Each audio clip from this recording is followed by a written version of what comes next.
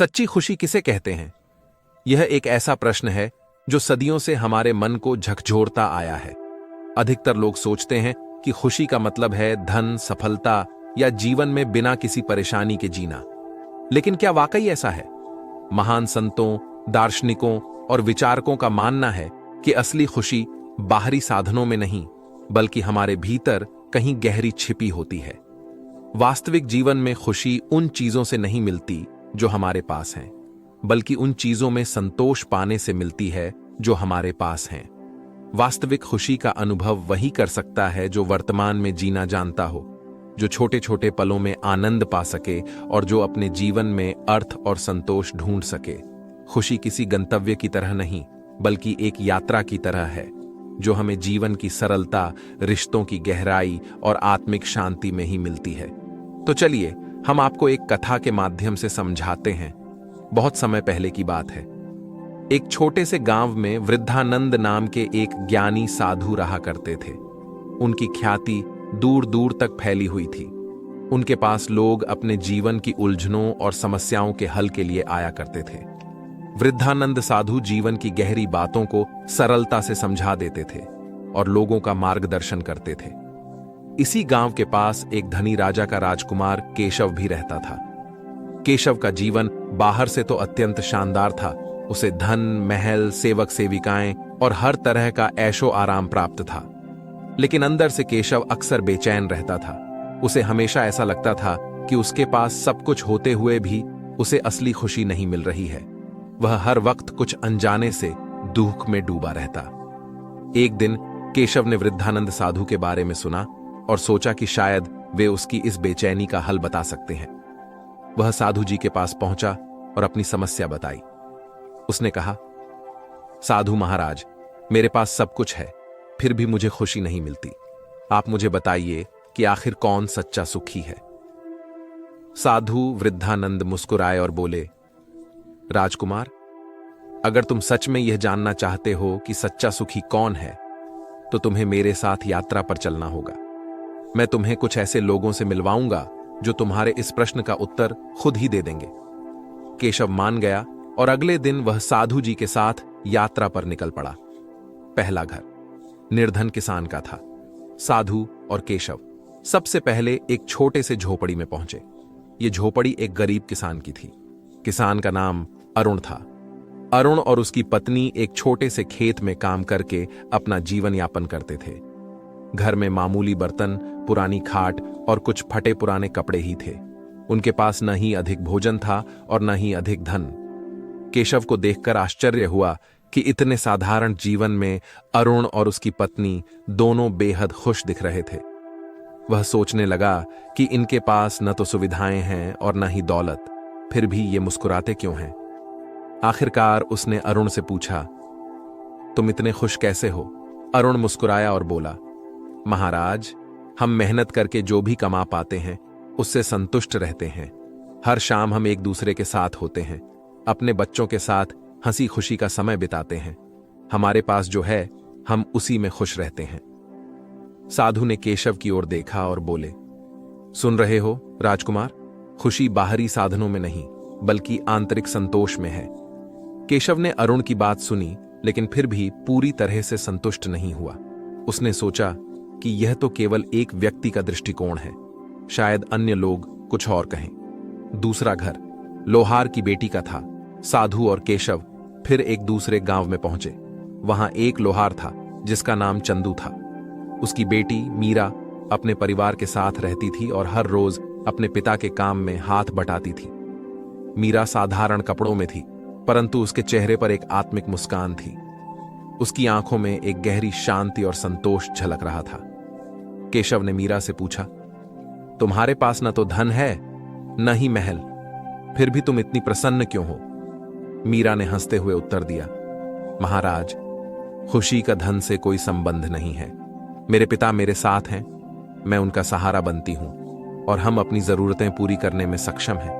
मैं अपना हर दिन प्यार और श्रम से जीती हूं और यही मेरे लिए पर्याप्त है। साधु ने केशव की ओर देखा और कहा, देखा केशव, खुश रहने का मतलब यह नहीं है कि जीवन में सब कुछ होना चाहिए। मीरा को पता है कि उसके पास जो है उसी में संतोष है। केशव ने सिर हिलाया, लेकिन उसके मन में अभी भी शंका थी। वह सोच रहा था कि शायद कोई और उत्तर दे सके। तीसरा घर, जहां संत का प्रवचन चल रहा था। साधु जी केशव को लेकर अगले दिन एक संत के पास गए जो उसी क्षेत्र में यात्रा कर रहे थे। संत का नाम था महात्मा विमल और वह ज्ञान तथा साधना में प्रसिद्ध थे। उनके पास हर रोज सैकड़ों लोग अपने सवाल लेकर आते थे। केशव ने संत से पूछा, महाराज, मुझे यह बताइए कि सच्चा सुखी कौन है? महात्मा विमल ने मुस्कुराते हुए कहा, सच्चा सुखी वही है जो अपने भीतर की शांति को पहचानता है। हमारी बाहरी स्थिति चाहे जैसी भी हो, जब तक हमारे मन में शांति नहीं होगी, हम सच्ची खुशी नहीं पा सकते। जो व्यक्ति अपने अहंकार, लोभ और मोह से मुक्त होकर जीवन को स्वीकार कर लेता है, वही वास्तव में सुखी है। केशव के मन में यह उत्तर गूंजने लगा। उसे धीरे धीरे समझ में आने लगा कि खुशी कोई वस्तु नहीं है जो धन, ऐशो आराम या बाहरी चीजों से मिल सके। खुशी का स्रोत तो हमारे अपने मन में है, हमारे विचारों में है। इस कथा की अंतिम शिक्षा क्या कहती है, धैर्य पूर्वक सुनिएगा। जब केशव वापस गांव लौट रहा था तो साधु जी ने उससे कहा, देखो राजकुमार, खुशी बाहरी चीजों में नहीं है। तुम्हें यह समझना होगा कि सच्चा सुख आत्मा की शांति में है। जो व्यक्ति अपने पास जो कुछ है उसी में संतोष महसूस कर सकता है, वही वास्तव में सुखी है। राजकुमार केशव ने सिर झुकाया और साधु जी का आभार व्यक्त किया। उसने प्रतिज्ञा की कि अब वह अपने जीवन में संतोष और आंतरिक शांति को प्राथमिकता देगा। राजकुमार ने सीखा कि खुशी किसी बाहरी साधन या स्थिति में नहीं है, बल्कि हमारे मन की अवस्था में है। उस दिन के बाद से केशव ने अपना जीवन बदल लिया। वह अब दूसरों की मदद करने में, समाज के लिए कार्य करने में और अपने परिवार के साथ समय बिताने में आनंद ढूंढने लगा। उसे अब अपनी हर छोटी छोटी उपलब्धि में सच्चा सुख महसूस होता था। इस कहानी का सार यह है, यह कहानी हमें यह सिखाती है कि असली खुशी हमें हमारे अपने मन से ही मिलती है। बाहरी साधन चाहे कितने भी हों, अगर हमारे मन में संतोष और शांति नहीं है तो हम कभी सुखी नहीं हो सकते। सच्चा सुखी वही है जो अपने वर्तमान में खुश रहना जानता है, अपने जीवन की हर छोटी बड़ी चीज में संतोष। एक बार की बात है, एक बार एक प्रदेश में अकाल पड़ा। यह देखकर गौतम बुद्ध को बड़ा दुख हुआ। उन्होंने लोगों से कहा कि बहुत से लोग अन्न और वस्त्र के लिए तरस रहे हैं। उनकी सहायता करना हर मनुष्य का धर्म है। आप लोगों से जो कुछ बने वह दान करें। बुद्ध का उपदेश सुनकर सब लोग बिना दिए अपने अपने घर चले गए। एक गरीब व्यक्ति बैठा ही रहा। उसने सोचा कि मेरे पास तो ये वस्त्र हैं, अगर मैं इन्हें उतार कर दे दूंगा तो नंगा हो जाऊंगा। उसने फिर से सोचा कि मनुष्य बिना वस्त्र के पैदा होता है और बिना वस्त्र के ही चला जाता है। न जाने कितने साधु सन्यासी बिना वस्त्र के रहते हैं, फिर मैं बिना वस्त्र के क्यों नहीं रह सकता। उसने अपने वस्त्र उतारकर बुद्ध को दे दिए।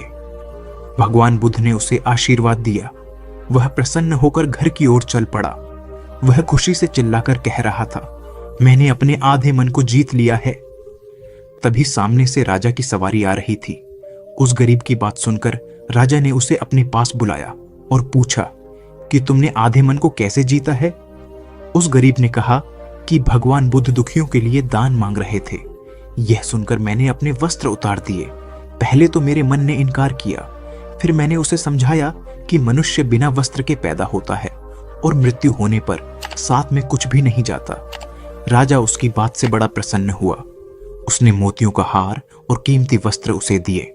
उसने वह सब ले जाकर भगवान बुद्ध के चरणों में रख दिए। बुद्ध ने उसे हृदय से लगाते हुए कहा, जो दूसरों के लिए अपना ने सब कुछ दे देता है, उसकी बराबरी कोई नहीं कर सकता। भगवान बुद्ध ने बताया कि सही मार्ग न तो भोग का है, न कठिन साधना का है। एक बार गौतम बुद्ध ने देखा कि सामने से भेड़ बकरियों का एक झुंड निकल रहा है। चरवाहा इस झुंड को कठिनता से घेर रहा था। बुद्ध ने कहा, अरे क्या कठिनाई है? चरवाहे ने कहा, भगवान, मेरे इस झुंड में एक लंगड़ा मेमना है। वह अन्य पशुओं के साथ कठिनाई से आगे बढ़ रहा है। बुद्ध ने प्रेम पूर्वक पूछा, इस भरी दोपहरी में इन भेड़ बकरियों को घेर कर तुम कहां ले जा रहे हो? चरवाहे ने उत्तर दिया, मुझे राजा की आज्ञा मिली है कि आज सायंकाल राजा यज्ञ करा रहे हैं। उसमें बलि के लिए 100 भेड़ बकरियों की आवश्यकता है, अतः इनको वहां पहुंचाने जा रहा हूं। बुद्ध ने कहा, चलो मैं भी तुम्हारे साथ चलता हूं। उन्होंने लंगड़े मेमने को कंधे पर बिठा लिया और दोनों साथ साथ चल पड़े। जब वे नगर में घुसे तो लोगों ने देखा कि बुद्ध अपने कंधे पर एक मेमने को रखकर चले आ रहे हैं। कुछ लोग उन्हें जानते थे और कुछ नहीं भी जानते थे, पर उनके बारे में सुन में रखा था। लोग बोले, देखो यह वे तपस्वी जा रहे हैं जो सामने पहाड़ी पर रहते हैं, कैसे शांति के अवतार हैं। वे दोनों यज्ञ स्थल पर पहुंचे। राजसेवकों ने भेड़ बकरियों को गिना, पर जैसे ही वध स्थल पर नियुक्त व्यक्ति पशु की गर्दन काटने को उद्यत हुआ, बुद्ध ने कहा, राजन, वधकर्ता को खड्ग मत चलाने दो, पहले वह मेरी गर्दन पर खड्ग चलाए। हे राजन, पशुओं को छोड़ दो। वह राजा भगवान बुद्ध के आगे नतमस्तक हो गया। उसने बलि के लिए मंगवाए सभी पशुओं को छोड़ दिया और इस प्रकार उस राज्य से हिंसा का हमेशा हमेशा के लिए नामो निशान मिट गया। दोस्तों, हम सभी एक दूसरों को देखकर यह सोचते हैं कि हमसे सुखी तो वह है, उसके पास तो घर है, परिवार है, वो कितना खुश है, और मेरे पास तो सिर्फ और सिर्फ दुख है। आखिर असल जिंदगी में सुखी कौन है? आइए इसे एक छोटी सी कहानी के माध्यम से समझते हैं। नमस्कार दोस्तों, बहुत समय पहले की बात है। एक बार एक भिखारी गांव में भीख मांगने के लिए जाता है। भिखारी भीख मांगते मांगते एक किसान के दरवाजे पर पहुंचता है। वह भिखारी किसान के घर का दरवाजा खटखटाता है, लेकिन अंदर से कोई आवाज नहीं आती।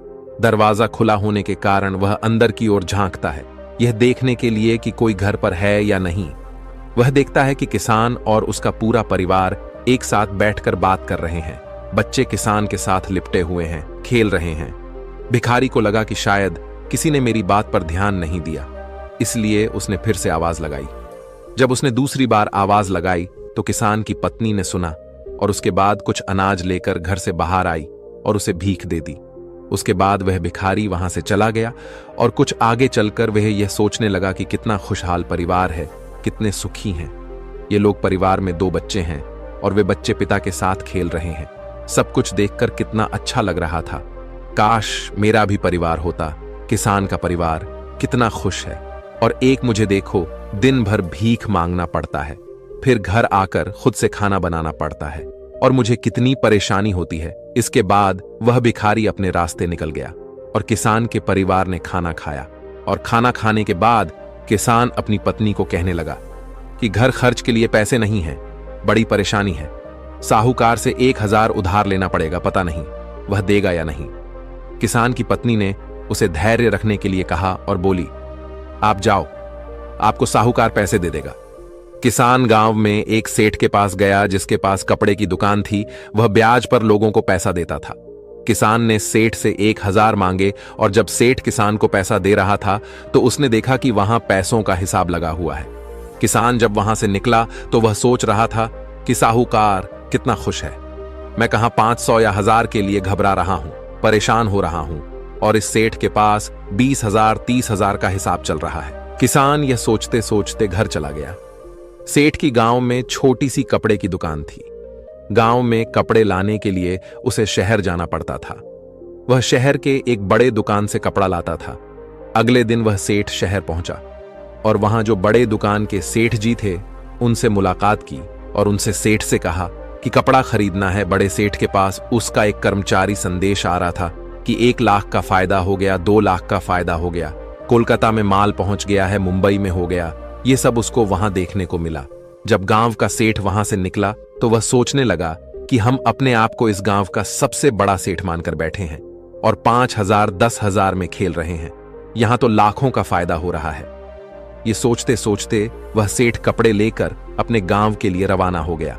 इसके बाद बड़े सेठ शहर वाला सेठ के पास उनका नौकर आया और बोला, एक उतार आया है मालिक, 7 लाख का घाटा हो गया है। सेठ जी का दिमाग ठनक गया। तभी दूसरा नौकर आया और बोला, आज आपको दावत में जाना है। अपने जो राय बहादुर साहब हैं उनके यहां दावत है, लॉर्ड साहब आने वाले हैं, आप तैयार हो जाइए। हमने मोटर गाड़ी लगा दी है। सेठ जी दुखी मन से तैयार हुए और गाड़ी में बैठ गए और कुछ देर के बाद सेठ जी राय बहादुर के घर पहुंच गए। वहां दावत सजी हुई थी। बड़े बड़े सेठ आए हुए थे। सेठ जी के लिए तो बैठने तक की जगह नहीं थी, जैसे तैसे इनको कुर्सी मिली। उसके बाद सेठ जी देखने लगे कि कमिश्नर आ रहा है, कलेक्टर आ रहा है, बड़े बड़े अधिकारी साहब आकर मिल रहे हैं। ये सब नजारा देखकर सेठ जी सोचने लगे कि कहां मैं अपने आप को सेठ मान कर बैठा हूं और कितना खुश हो रहा हूं। सबसे ज्यादा तो सुखी ये हैं। इनके पास बड़े बड़े अधिकारी आते हैं, चाय पीते हैं, हाथ मिलाते हैं, जलवा तो इनका है। इसके बाद सेठ जी राय बहादुर से मिले और उन्हें तोहफा दिया, खाना खाया और अपने घर के लिए रवाना हो गए। राय बहादुर साहब के यहां दावत खत्म हो चुकी थी और इनका सर दर्द होने लगा, क्योंकि इन्हें दिन भर से चिंता थी कि दावत कैसी होगी। जाकर कमरे में लेट गए। नौकर आकर इनकी सेवा करने लगे। जब सर दर्द बढ़ गया तो डॉक्टर बुलाया गया। तभी राय बहादुर साहब के पास एक संदेश आया, जिससे मालूम चला कि व्यापार में घाटा हो गया है। अब उनका सर दर्द और भी बढ़ गया। राय बहादुर ने अपने नौकरों से कहा, क्या जिंदगी है, बड़े बड़े अधिकारी को चाय पिलानी पड़ती है, पार्टी रखनी पड़ती है, वह सब करते हैं, इसीलिए हमें भी दावत रखनी पड़ती है, वरना कौन इतना सरदर्द मोल ले। तभी उन्होंने देखा कि खिड़की से एक भिखारी जा रहा था, जो अपने हाथ में डंडा लेकर गाना गा रहा था। राय बहादुर साहब ने नौकरों से कहा, देखो, जिंदगी में खुश तो ये है, सुखी तो ये है, इसको कोई चिंता नहीं है, न घाटे की न फायदे की। यह वही भिखारी था जो किसान को सुखी मानता था, खुश मानता था। दोस्तों, हर इंसान खुश तो है, लेकिन वह अपने से धनवान व्यक्ति को देखकर दुखी हो जाता है और उसे लगता है कि सिर्फ धनवान व्यक्ति ही खुश और सुखी है।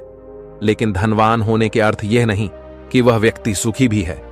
अगर आप जीवन में खुश और सुखी रहना चाहते हैं तो अपने से धनवान की ओर ना देखें, क्योंकि हो सकता है जो जीवन आप जी रहे हो वैसा जीवन पाने के लिए भी कुछ लोग तरस रहे हो। दोस्तों, दूसरी शिख जो हमें इस कहानी से लेनी चाहिए, जो हमें अपने आप से रूबरू करवाती है और हमारी असलियत दिखाती है कि हम जैसे हैं वैसे ही अच्छे हैं। एक छोटे से गांव में एक व्यक्ति रहता था जो पहाड़ से पत्थर तोड़ने का काम करता था। उस व्यक्ति को अपनी जिंदगी से कोई शिकायत नहीं थी। पूरे मेहनत और लगन से दिन भर काम करता और शाम को काम खत्म होने के बाद जो भी पैसा मिलता उसे लेकर अपने घर आता और अपने परिवार वालों के साथ कुछ समय व्यतीत करता था और फिर चैन से सो जाता था। ऐसा करते हुए उसे कई साल बीत गए थे। हर दिन की तरह वह अपना काम खत्म करके घर वापस जा रहा था। रास्ते में चलते चलते उसके मन में एक ख्याल आया कि यह भी कोई जिंदगी है। मैं सुबह से शाम तक पत्थर तोड़ने का काम करता हूँ और शाम में मुझे थोड़े से पैसे मिलते हैं, जिससे मुश्किल से मेरे और मेरे परिवार का गुजारा हो पाता है। शायद आज मुझे कहीं से कुछ ऐसी शक्ति मिल जाए जिससे मैं जो चाहूं वह पूरा हो जाए। वह घर गया, खाना खाया, लेकिन उसका ध्यान खाने की ओर नहीं था। उसके दिमाग में बस एक ही ख्याल था कि काश मुझे कोई ऐसी अलौकिक शक्ति मिल जाए जिससे मैं जो चाहूं हासिल कर सकूं। वह इस बात को सोचते सोचते सो गया। फिर नींद आने के बाद उसे एक सपना आया। सपने में उसने देखा कि वह रोज की तरह अपना काम खत्म करके घर लौट रहा था। तभी रास्ते में उसे एक बहुत बड़ा घर दिखा। तभी उसके मन में विचार आया, काश यह घर मेरा होता और मैं इसका मालिक होता, और उसका इतना सोचते ही वह उस घर का मालिक बन गया। उसको यकीन ही नहीं हो रहा था कि उसने जो सोचा वह पूरा हो गया। लेकिन उसकी खुशी अधिक देर तक नहीं टिक पाई। अचानक से एक शोर सुनाई दिया। उसने देखा कि उसके घर के बाहर से एक रैली निकल रही है, जिसमें बीचों बीच एक राजनीतिज्ञ है। उसे देखकर वहां खड़े लोग उसके नाम के नारे लगा रहे थे और सब उसको देखने के लिए तड़प रहे थे। तब उसको यह एहसास हुआ कि मैं कितना छोटा हूं, मेरा तो कोई अस्तित्व ही नहीं है इस राजनेता के समक्ष। काश मैं एक राजनेता होता और मेरे पास इतनी क्षमता होती। उसके इतना सोचने की देर थी कि वह राजनेता बन गया। उसके खुशी का ठिकाना नहीं रहा, क्योंकि उसके पास हजारों लोगों की भीड़ थी और सब उसको देखने के लिए तरस रहे थे। लेकिन उसकी यह खुशी भी ज्यादा देर भी टिक नहीं पाई, क्योंकि धूप बहुत ही तेज थी और उस राजनेता को इतनी धूप में खड़े रहने की आदत नहीं थी। उसे चक्कर आया और वह बेहोश हो गया। फिर उसे एहसास हुआ कि यह राजनेता सबसे ताकतवर नहीं है, ये जो सूरज है ये सबसे ताकतवर है।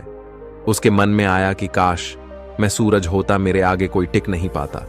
उसको इतना सोचने की देर थी और वह सूरज बन गया। वह खुशी से पागल हो गया। पूरी दुनिया को यही रोशन कर रहा था। दुनिया में ऐसा कोई इंसान नहीं था जो उसकी रोशनी को रोक सके। लेकिन उसकी यह खुशी भी टिक नहीं पाई, क्योंकि कुछ ही समय बाद आसमान में काले बादल आए और रोशनी को रोक दिया। फिर उसको एहसास हुआ कि कोई है जो मेरी रोशनी को भी कोई रोक सकता है। उसके मन में यह ख्याल आया कि काश में बादल होता, और वह बादल बन गया। उसको ऐसा लग रहा था कि वह आसमान में उड़ रहा है और वह जहां चाहे वहां जा सकता है। लेकिन कुछ देर बाद एक हवा का झोंका आया जो उसे उड़ा ले गया। उसे एहसास हुआ कि बादल सूरज की रोशनी को रोक सकता है, लेकिन हवा को नहीं, क्योंकि यह हवा उसे बहा कर ले गई। फिर उसके मन में यह विचार आया कि काश में हवा होता, और वह हवा बन गया। हवा बनने के बाद उसने अपने अंदर एक अलग सी ऊर्जा महसूस की और सोचा कि मैं जिसको चाहूं उसे उड़ाकर ले जा सकता हूं। उसको यह विश्वास होने ही वाला था कि इस दुनिया में सबसे ताकतवर मैं हूं। लेकिन तभी उसके सामने एक पहाड़ आया। उसने पूरी ताकत लगा दी, लेकिन उस पहाड़ को नहीं हिला सका। उसको यह एहसास हुआ कि कोई है जो हवा से ज्यादा शक्तिशाली है, जिसमें हवा को रोकने का भी दम है। फिर उसके मन में यह ख्याल आया कि काश में पहाड़ होता, और वह पहाड़ बन गया। लेकिन हर बार की तरह उसकी खुशी ज्यादा देर तक नहीं टिक पाई। एक जानी पहचानी आवाज उसे सुनाई दी, और साथ ही साथ उसको दर्द होने लगा, जैसे कि कोई है जो उसे तोड़ रहा है, मार रहा है। तब वह दर्द से चीखने लगा, और उसके मन में आया, मैं वह बन जाऊं जो पहाड़ को तोड़ने का दम रखता है। लेकिन इस बार उसकी यह ख्वाहिश पूरी नहीं हुई। वह चीखने लगा, चिल्लाने लगा, अपनी पूरी ताकत लगा दी, लेकिन इस बार वह नहीं बन पाया। उसका दर्द बढ़ता ही चला जा रहा था। उस दर्द के कारण उसकी नींद खुली तो उसके सामने एक शीशा था। उस शीशे में खुद को देखा तो समझ आया कि मैं वह क्यों नहीं बन पा रहा था जो बनना चाह रहा था, क्योंकि असलियत में मैं वही हूं। दोस्तों, किसी से कुछ सीखना अच्छी बात है, लेकिन अपना अस्तित्व को भुलाकर किसी और के अस्तित्व को अपना लेना खुद का एवं साथ ही उस ईश्वर रूपी कारीगर का भी अपमान करना होता है, जिसे आपको सबसे अलग बनाया है। हम भूल जाते हैं कि हम सभी में एक ऐसी खासियत होती है जो हम सबको खास बनती है। बस उसे हमें खुद के अंदर तलाश करना होता है। इसलिए आप जैसे भी हैं, आप अच्छे हैं। आपको किसी के भी जैसा बनने की कोई जरूरत नहीं है। आप जैसे भी हैं, सर्वश्रेष्ठ हैं। अगर आपको कुछ बनना है तो अपने आप को पहचाने, अपनी क्षमताओं को पहचाने और अपना श्रेष्ठ संस्करण बने। और तिच्छारी सिख जो हमें इस कहानी से सीखनी चाहिए, एक गांव में एक राजा था जिसने अपने जीवन काल में कई लड़ाइयां जीती और काफी हद तक अपने साम्राज्य का विस्तार किया था, क्योंकि समय के साथ राजा की सूझबूझ और साहस के कारण साम्राज्य बढ़ता गया। राजा या तो अपने शत्रुओं को परास्त करके वहां अपने साम्राज्य का झंडा गाड़ देता था, या फिर शत्रु स्वयं उसके सामने आत्मसमर्पण कर देता था। साम्राज्य के अंदर भी सुख और शांति का माहौल था। लोग बिना किसी डर के खुशी से रहते थे। इसी तरह उनका जीवन अब 56 वर्ष का हो गया था। राजा बहुत खुशी और धूमधाम के साथ रहता था, लेकिन अब वह वयस्क हो चुका था। उसका एक ही बेटा था जिसकी उम्र सिर्फ 16 साल की थी। राजा जानते थे कि इतने बड़े साम्राज्य पर शासन करने के लिए उम्र से ज्यादा समझदारी और कुछ महत्वपूर्ण बातें मायने रखती हैं। जो इन बातों को अपना लेता है वह इतने बड़े साम्राज्य पर आसानी से शासन कर सकता है। तभी एक दिन राजा ने अपने बेटे को अपने कक्ष में बुलाया और कहा कि सुनो बेटा, ऐसा नहीं होता। इससे कोई फर्क नहीं पड़ता कि आप 16 साल के हैं या 56 साल के। दुनिया आपकी हैसियत के मुताबिक आपकी इज्जत करेगी। हर कोई चाहता है कि लोग उसकी इज्जत करें, उसे मजबूत समझे, लेकिन यह इतना आसान नहीं है। अगर आप चाहते हैं कि लोग आपका सम्मान करें तो सबसे पहले यह याद रखें, कभी भी किसी से आपका खुद का सम्मान करने के लिए ना कहे, किसी से सम्मान की भीख ना मांगे। ये कमजोरी की निशानी है, क्योंकि सम्मान लोगों के लिए एक शक्ति है। आप बने इतना अनमोल और शक्तिशाली ताकि उन्हें आपका सम्मान करना पड़े। क्या आप जानते हैं लोग समुद्र का सम्मान क्यों करते हैं? क्योंकि वह किसी को भी उसका सम्मान करने के लिए नहीं कहता है। समुद्र की शक्ति से प्रभावित लोग उसका सम्मान करते हैं क्योंकि वह शक्तिशाली है। लोगों के मन में समुद्र के प्रति सम्मान के अलावा आपके पास उस तरह की ताकत बनने का कोई और तरीका नहीं है। ताकि लोगों को किसी भी स्थिति में आपका सम्मान करना पड़े। इसके लिए आप स्वयं को जीवन के हर पहलू में मजबूत और शक्तिशाली बनाएं। अपना वादा हमेशा पूरा करें, इससे आपको स्वचालित रूप से सम्मान मिलेगा। साथ ही दयालु बने और दूसरों का भी सम्मान करें। ये याद रखें कि हमेशा दूसरों से सीखते रहे, कुछ ना कुछ घटित होता रहता है। आप कभी भी सब कुछ नहीं जान सकते। जीवन की वास्तविक शिक्षा भी वास्तविक जीवन से ही मिलती है। युवावस्था में आप जितनी अधिक चुनौतियों का सामना करेंगे, आप उतने ही अधिक मजबूत बनेंगे। आने वाले समय में आप और अधिक प्रगति करेंगे। ये जीवन का वह समय है जहां आपको लड़कियों के प्यार में नहीं पड़ना है, बल्कि खुद को मजबूत बनाने पर ध्यान केंद्रित करना है। जब आप एक अनमोल और शक्तिशाली व्यक्ति बन जाएंगे, ताकि जब आप बनना चाहें तो यह अपने आप आ जाए। अपने जीवन में बेहतरी लाएं और आगे बढ़ना शुरू करें, तो कुछ लोग आपको पीछे खींचने की कोशिश करेंगे। यह लोग आपके मित्र या परिवार में से कोई भी हो सकते हैं, या आपके सपनों का मजाक उड़ाएंगे, या आपको ऐसी आदतें अपनाने के लिए कहेंगे जिससे आपका समय और ऊर्जा बर्बाद होती है, क्योंकि वे आपको आगे बढ़ते नहीं देखना चाहते हैं। वे आपकी प्रगति से ईर्ष्या करेंगे, क्योंकि उनकी कमजोरी और आलस्य के कारण वे काम करने में असमर्थ हैं। वह नहीं चाहते कि आप ऐसा कर सकें। साथ ही लोग आपको पीछे खींच लेंगे, क्योंकि कुछ दोस्ती सिर्फ थोड़े समय के मनोरंजन के लिए बनाई जाती है। इसलिए जब आप उन चीजों को करना बंद कर देंगे, तो उनका मजा कुछ समय के लिए कम हो सकता है जो वह आपके साथ बिताते थे। इसीलिए वे आपको पीछे खींचने की कोशिश करेंगे और आपको अपने जैसा बना देंगे। यदि आप सोच रहे हैं कि मुझे इतना त्याग क्यों करना चाहिए, जीवन आराम से जीना चाहिए, इसलिए यह याद रखें कि यदि अपने लक्ष्य के लिए अपनी इच्छा नहीं छोड़ेंगे, तो आपको अपने लक्ष्य का बलिदान देना होगा। यदि आप लक्ष्य के लिए हार नहीं मानेंगे और कुछ समय के लिए मौज मस्ती में फंस जाएंगे, तो जीवन के अंतिम चरण में आपको पछताना पड़ेगा। राजा ने अपने बेटे से आगे कहा, जब आप लक्ष्य के लिए काम करना शुरू करेंगे, तो आपको ऐसे नए लोग मिलेंगे जो आपको समझेंगे और आपको आगे बढ़ने में मदद करने के लिए तैयार होंगे। इसलिए उन लोगों को प्राथमिकता देना शुरू करें जो आपके मूल्यों और लक्ष्यों के साथ संरेख हो। बस उन लोगों से दूर हो जाएं जो आपको रोक रहे हैं, और उनके साथ रहकर आपका भविष्य अद्भुत हो। बुरे लोग आपके परिवार के सदस्य और दोस्त भी हो सकते हैं, इसलिए उनसे दूर से ही प्यार करें और अपना प्यार रखें। लक्ष्य पहले, इसके लिए आपको सफल आदतें अपनानी होंगी। कई बार आपको दूसरी जगह जाकर रहना पड़ता है। आपको भी अकेलापन महसूस हो सकता है, लेकिन यह बुरा नहीं है। कुछ समय अकेले रहे अच्छा है, क्योंकि इससे यह समझने में मदद मिलती है कि आप वास्तव में कौन हैं और आप जीवन में क्या हासिल करना चाहते हैं। दोस्तों, यह कहानी हमें सिखाती है कि हर इंसान खुश तो है, लेकिन वह अपने से धनवान व्यक्ति को देखकर दुखी हो जाता है और उसे लगता है कि सिर्फ धनवान व्यक्ति ही खुश और सुखी है। लेकिन धनवान होने के अर्थ यह नहीं कि वह व्यक्ति सुखी भी है।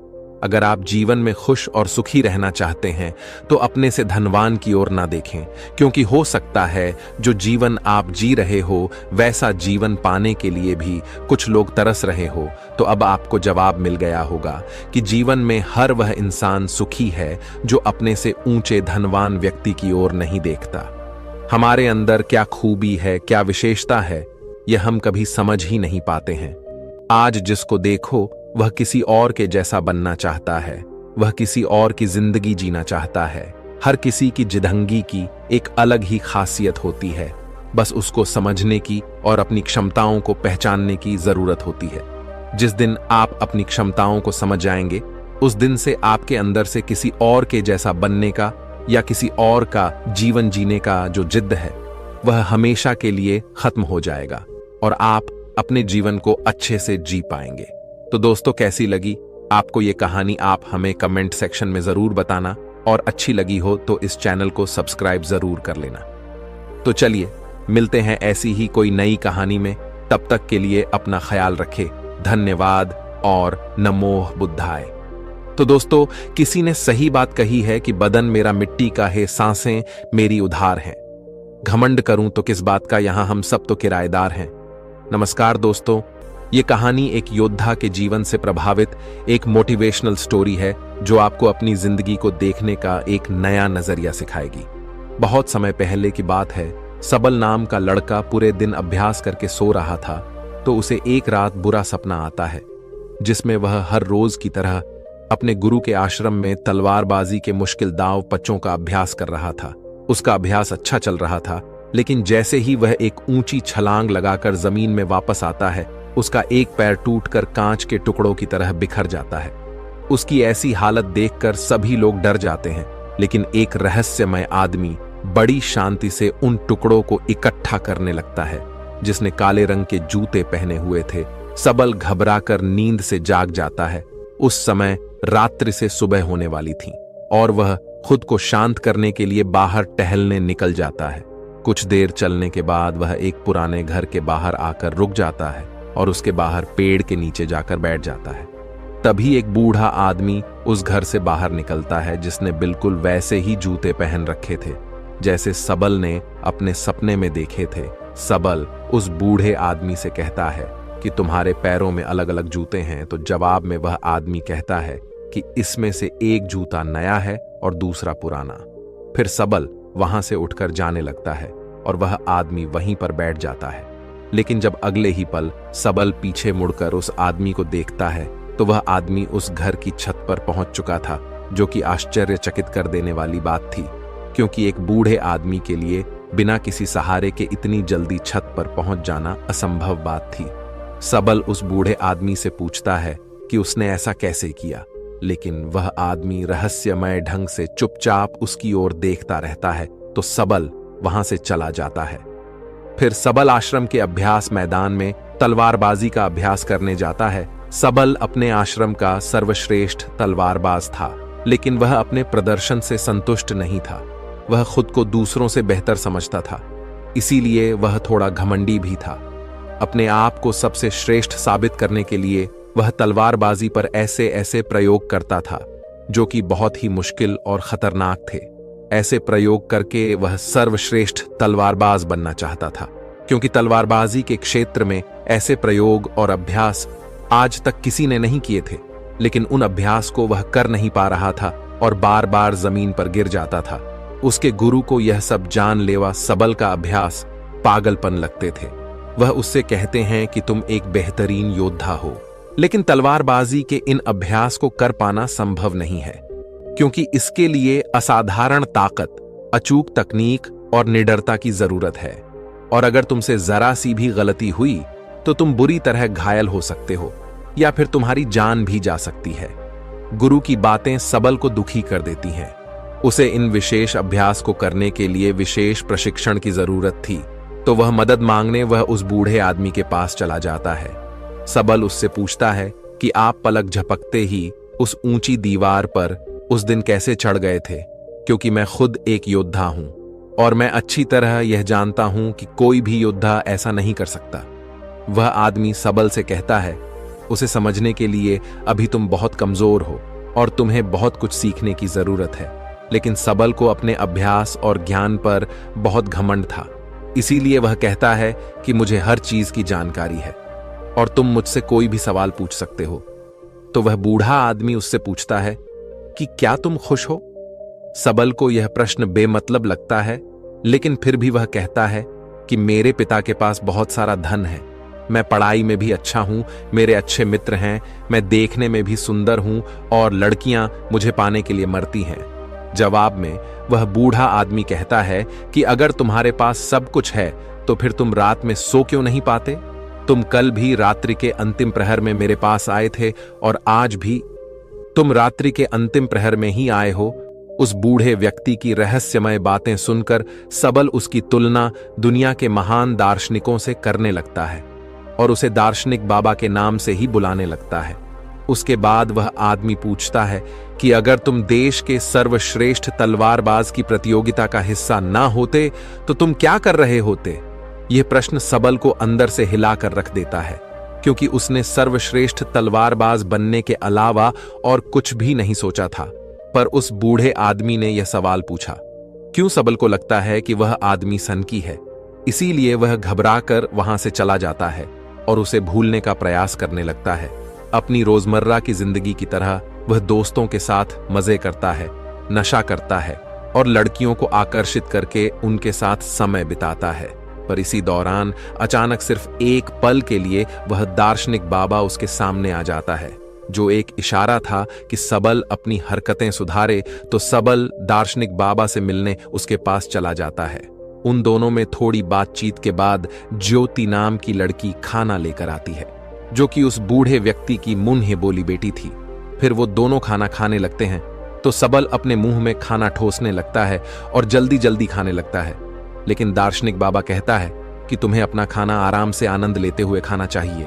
वह कहता है कि तुम्हारे अंदर बहुत सी गलत आदतें हैं और अगर तुम मुझसे प्रशिक्षण लेना चाहते हो तो आज से ही तुम्हें मित्रों के साथ बेमतलब घूमना, नशा करना, मांस खाना, गलत काम बंद करना पड़ेगा।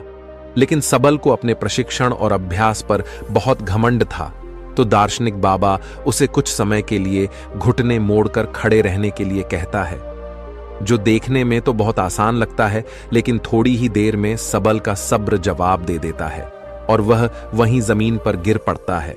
अपना घमंड टूटने और खुद को बेइज्जत महसूस करने के बाद सबल गुस्से में वहां से जाने लगता है। तो दार्शनिक बाबा उसे कहता है कि आत्म अनुभव हमें बहुत सी नई चीजें सिखाता है। हमारे अंदर हर सवाल का जवाब है, इसीलिए बाहर से सोचना बंद करो और अपने अंदर अपने आत्म अनुभव से उनके जवाब ढूंढो। फिर तुम्हें पता चलेगा कि तुम रात को इसलिए नहीं सो पाते क्योंकि तुम अंदर से खाली हो और तुम्हें अपने खालीपन से डर लगता है। वह यह भी कहता है कि एक योद्धा के लिए शरीर और दिमाग दोनों पर नियंत्रण होना बेहद जरूरी है और वह सबल को एक योद्धा की तरह प्रशिक्षित करने के लिए मान जाता है।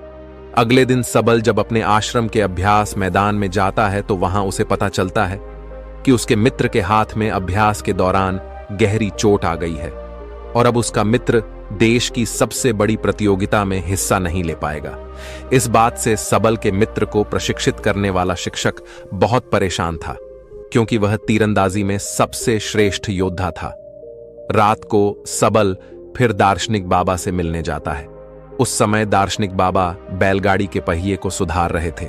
वह सबल से एक लोहे का टुकड़ा मांगता है, तो सबल जानबूझकर उस लोहे के टुकड़े को बाबा की तरफ तेजी से फेंकता है, लेकिन बाबा बिना उसकी ओर देखे बड़ी आसानी से उस लोहे के टुकड़े को अपने हाथों में पकड़ लेता है। सबल दोबारा से ऐसा करता है, लेकिन दार्शनिक बाबा फिर से उसे बिना देखे पकड़ लेता है।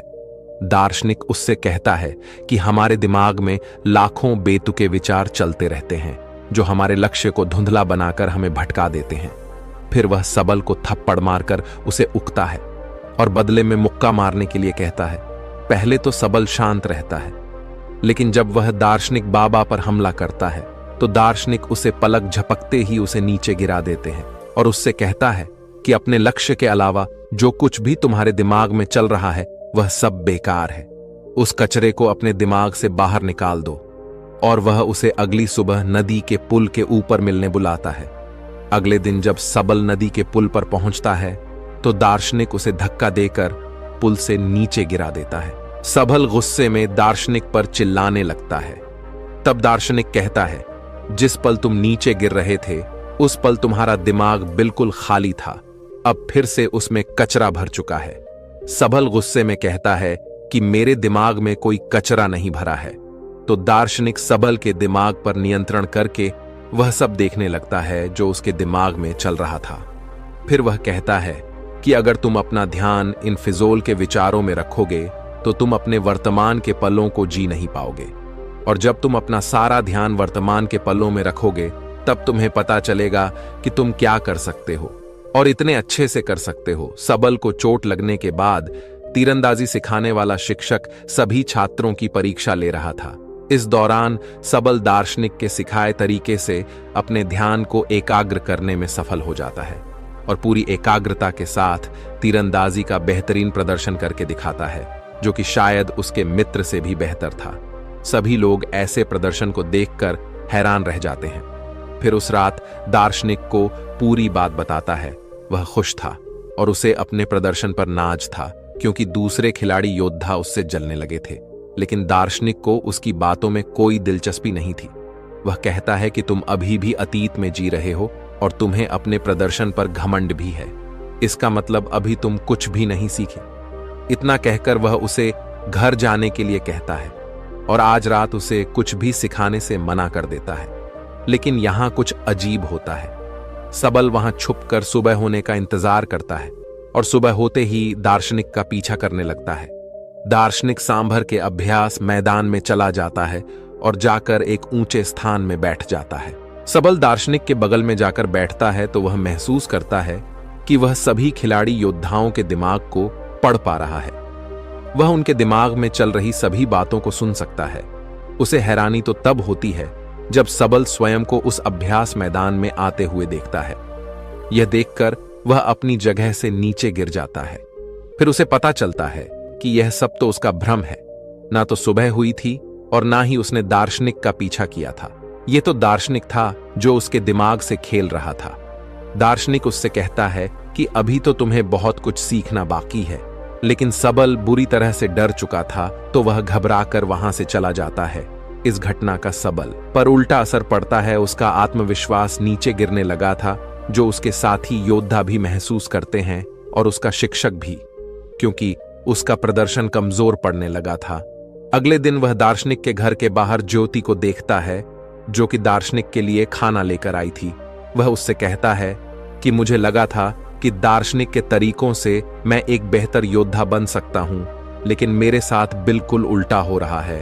फिर दार्शनिक सबल से वो सारे काम करवाता है जो आज से पहले उसने कभी नहीं किए थे, जैसे कि कचरा साफ करना, गंदगी साफ करना, कपड़े धोना और लोगों की मदद करना, दोस्तों के साथ घूमना और गप्पे मारना, बंद मांस खाना। बंद सबल ये सब कर तो रहा था, लेकिन उसे यह सब बेमतलब लग रहा था। उसका प्रदर्शन सुधरने की बजाय दिन प्रतिदिन खराब होता जा रहा था, क्योंकि वह दार्शनिक की शिक्षाओं को समझ नहीं पा रहा था। और एक दिन तंग आकर वह दार्शनिक से झगड़ने लगता है। वह कहता है कि गंदगी साफ करके मैं कौन सा योद्धा बन सकता हूं, लेकिन दार्शनिक कहता है कि मैं तुम्हें किसी भी स्थिति में ध्यान करना सिखा रहा था और इससे तुम्हारा घमंड और बुरी आदतें कम हो जाएंगी। लेकिन सबल का गुस्सा बढ़ता ही जा रहा था। वह कहता है कि तुमने पहले दिन मुझसे पूछा था कि क्या मैं खुश हूं, तो आज मैं तुमसे पूछता हूं कि क्या तुम इस खंडहर घर में खुश हो।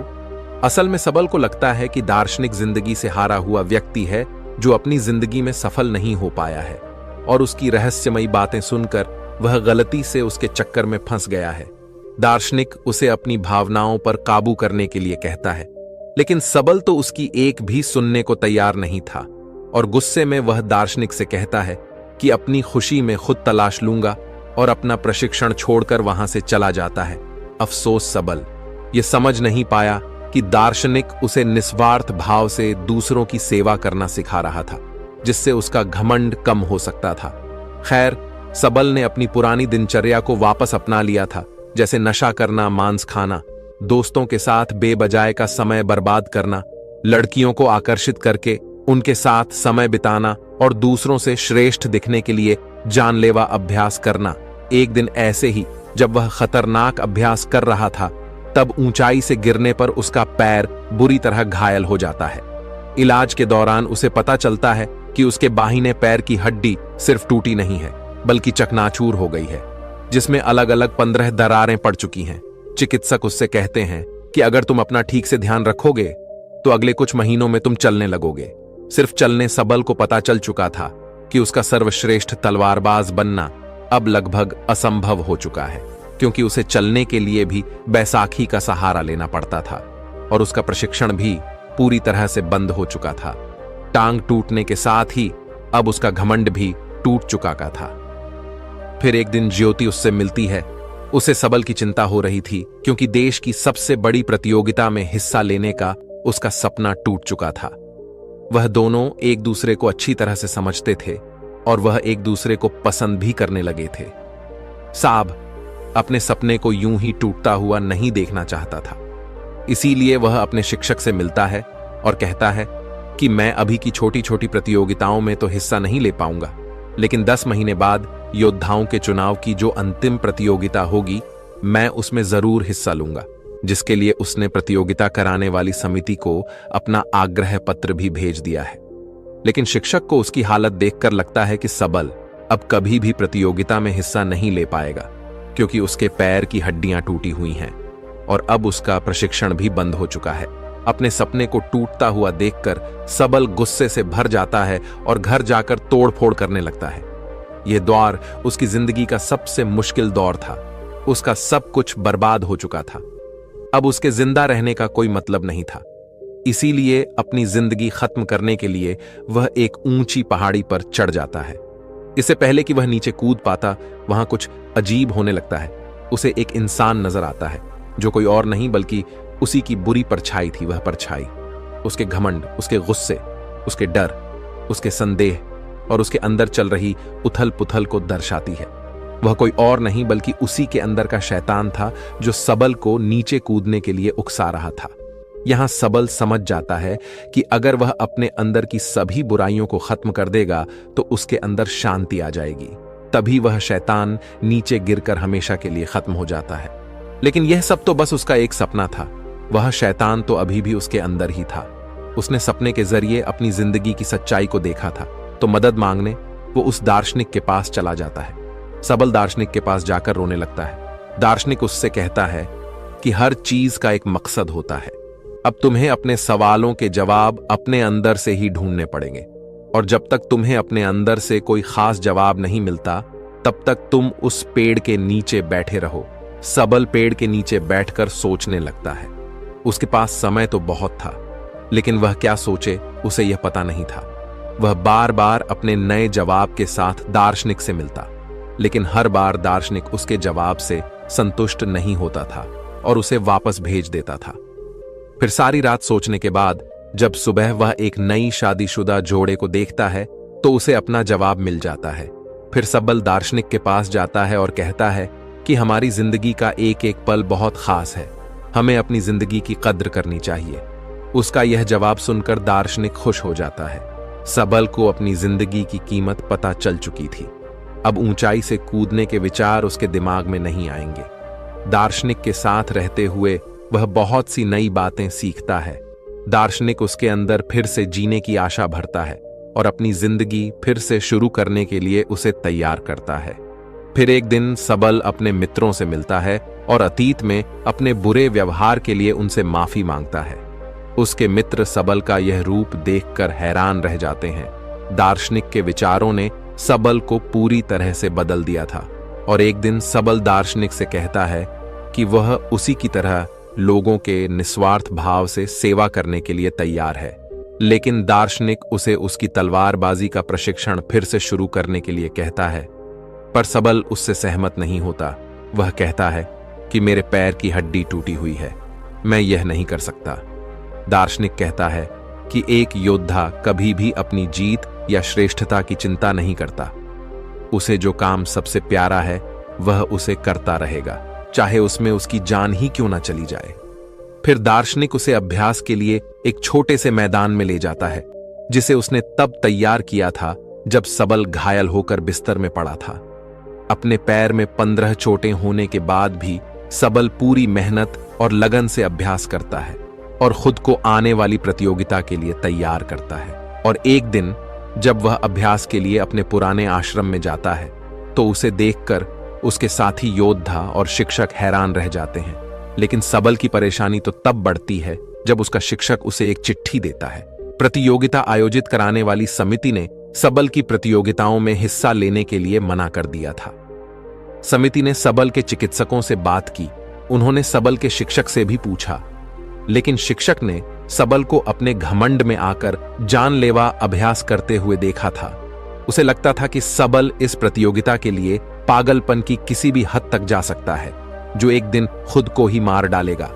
इसीलिए उसने साब की हिस्सेदारी का समर्थन नहीं किया। अपने मंजिल के इतने करीब आकर एक बार फिर से उसका सपना टूट जाता है। दार्शनिक उससे कहता है कि कोई भी असहमति पत्र तुम्हें रोक नहीं सकता, तुम वह करते रहो जो तुम्हें अच्छा लगता है। लेकिन सबल कहता है कि मेरा लक्ष्य सिर्फ अभ्यास करना नहीं, बल्कि देश की सबसे बड़ी प्रतियोगिता में स्वर्ण पदक जीतना है। दार्शनिक कहता है कि स्वर्ण पदक जीतना सिर्फ एक लालच है। अगर वह मिल भी जाए तो क्या, जब तक तुम अंदर से खुश नहीं हो, कोई भी बाहरी चीज तुम्हें खुशी नहीं दे सकती। दार्शनिक उसे अपनी भावनाओं पर काबू करने के लिए कहता है, लेकिन सबल बहुत परेशान था। वह गुस्से में आकर दार्शनिक से कहता है कि मैं अपना सब कुछ छोड़ने के लिए तैयार था, लेकिन तुमने मुझे फिर से प्रशिक्षण के लिए कहा। वह काफी हताश हो चुका था, उसे कुछ समझ नहीं आ रहा था, तो अपने अंदर से जवाब ढूंढने के लिए वह उस पेड़ के नीचे बैठ जाता है।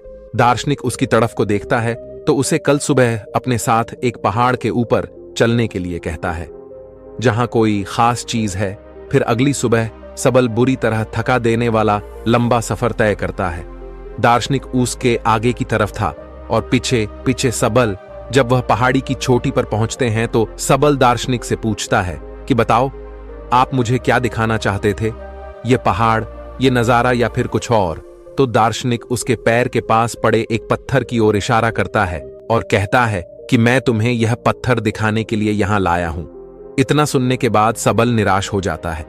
वह कहता है कि आधे दिन का इतना लंबा सफर तय करके हम यहां इस मामूली पत्थर को देखने आए हैं। फिर उसे एहसास होता है कि दार्शनिक जरूर उसे कुछ समझाना चाहता है। थोड़ी देर सोचने के बाद वह समझ जाता है कि जब तक उसे मंजिल के बारे में पता नहीं था, तब तक वह अपने सफर का आनंद ले रहा था और वह खुश था। लेकिन जैसे ही वह मंजिल तक पहुंच गया, उसकी खुशी खत्म हो गई, क्योंकि जो खुशी सफर में है वह मंजिल को पाने में नहीं।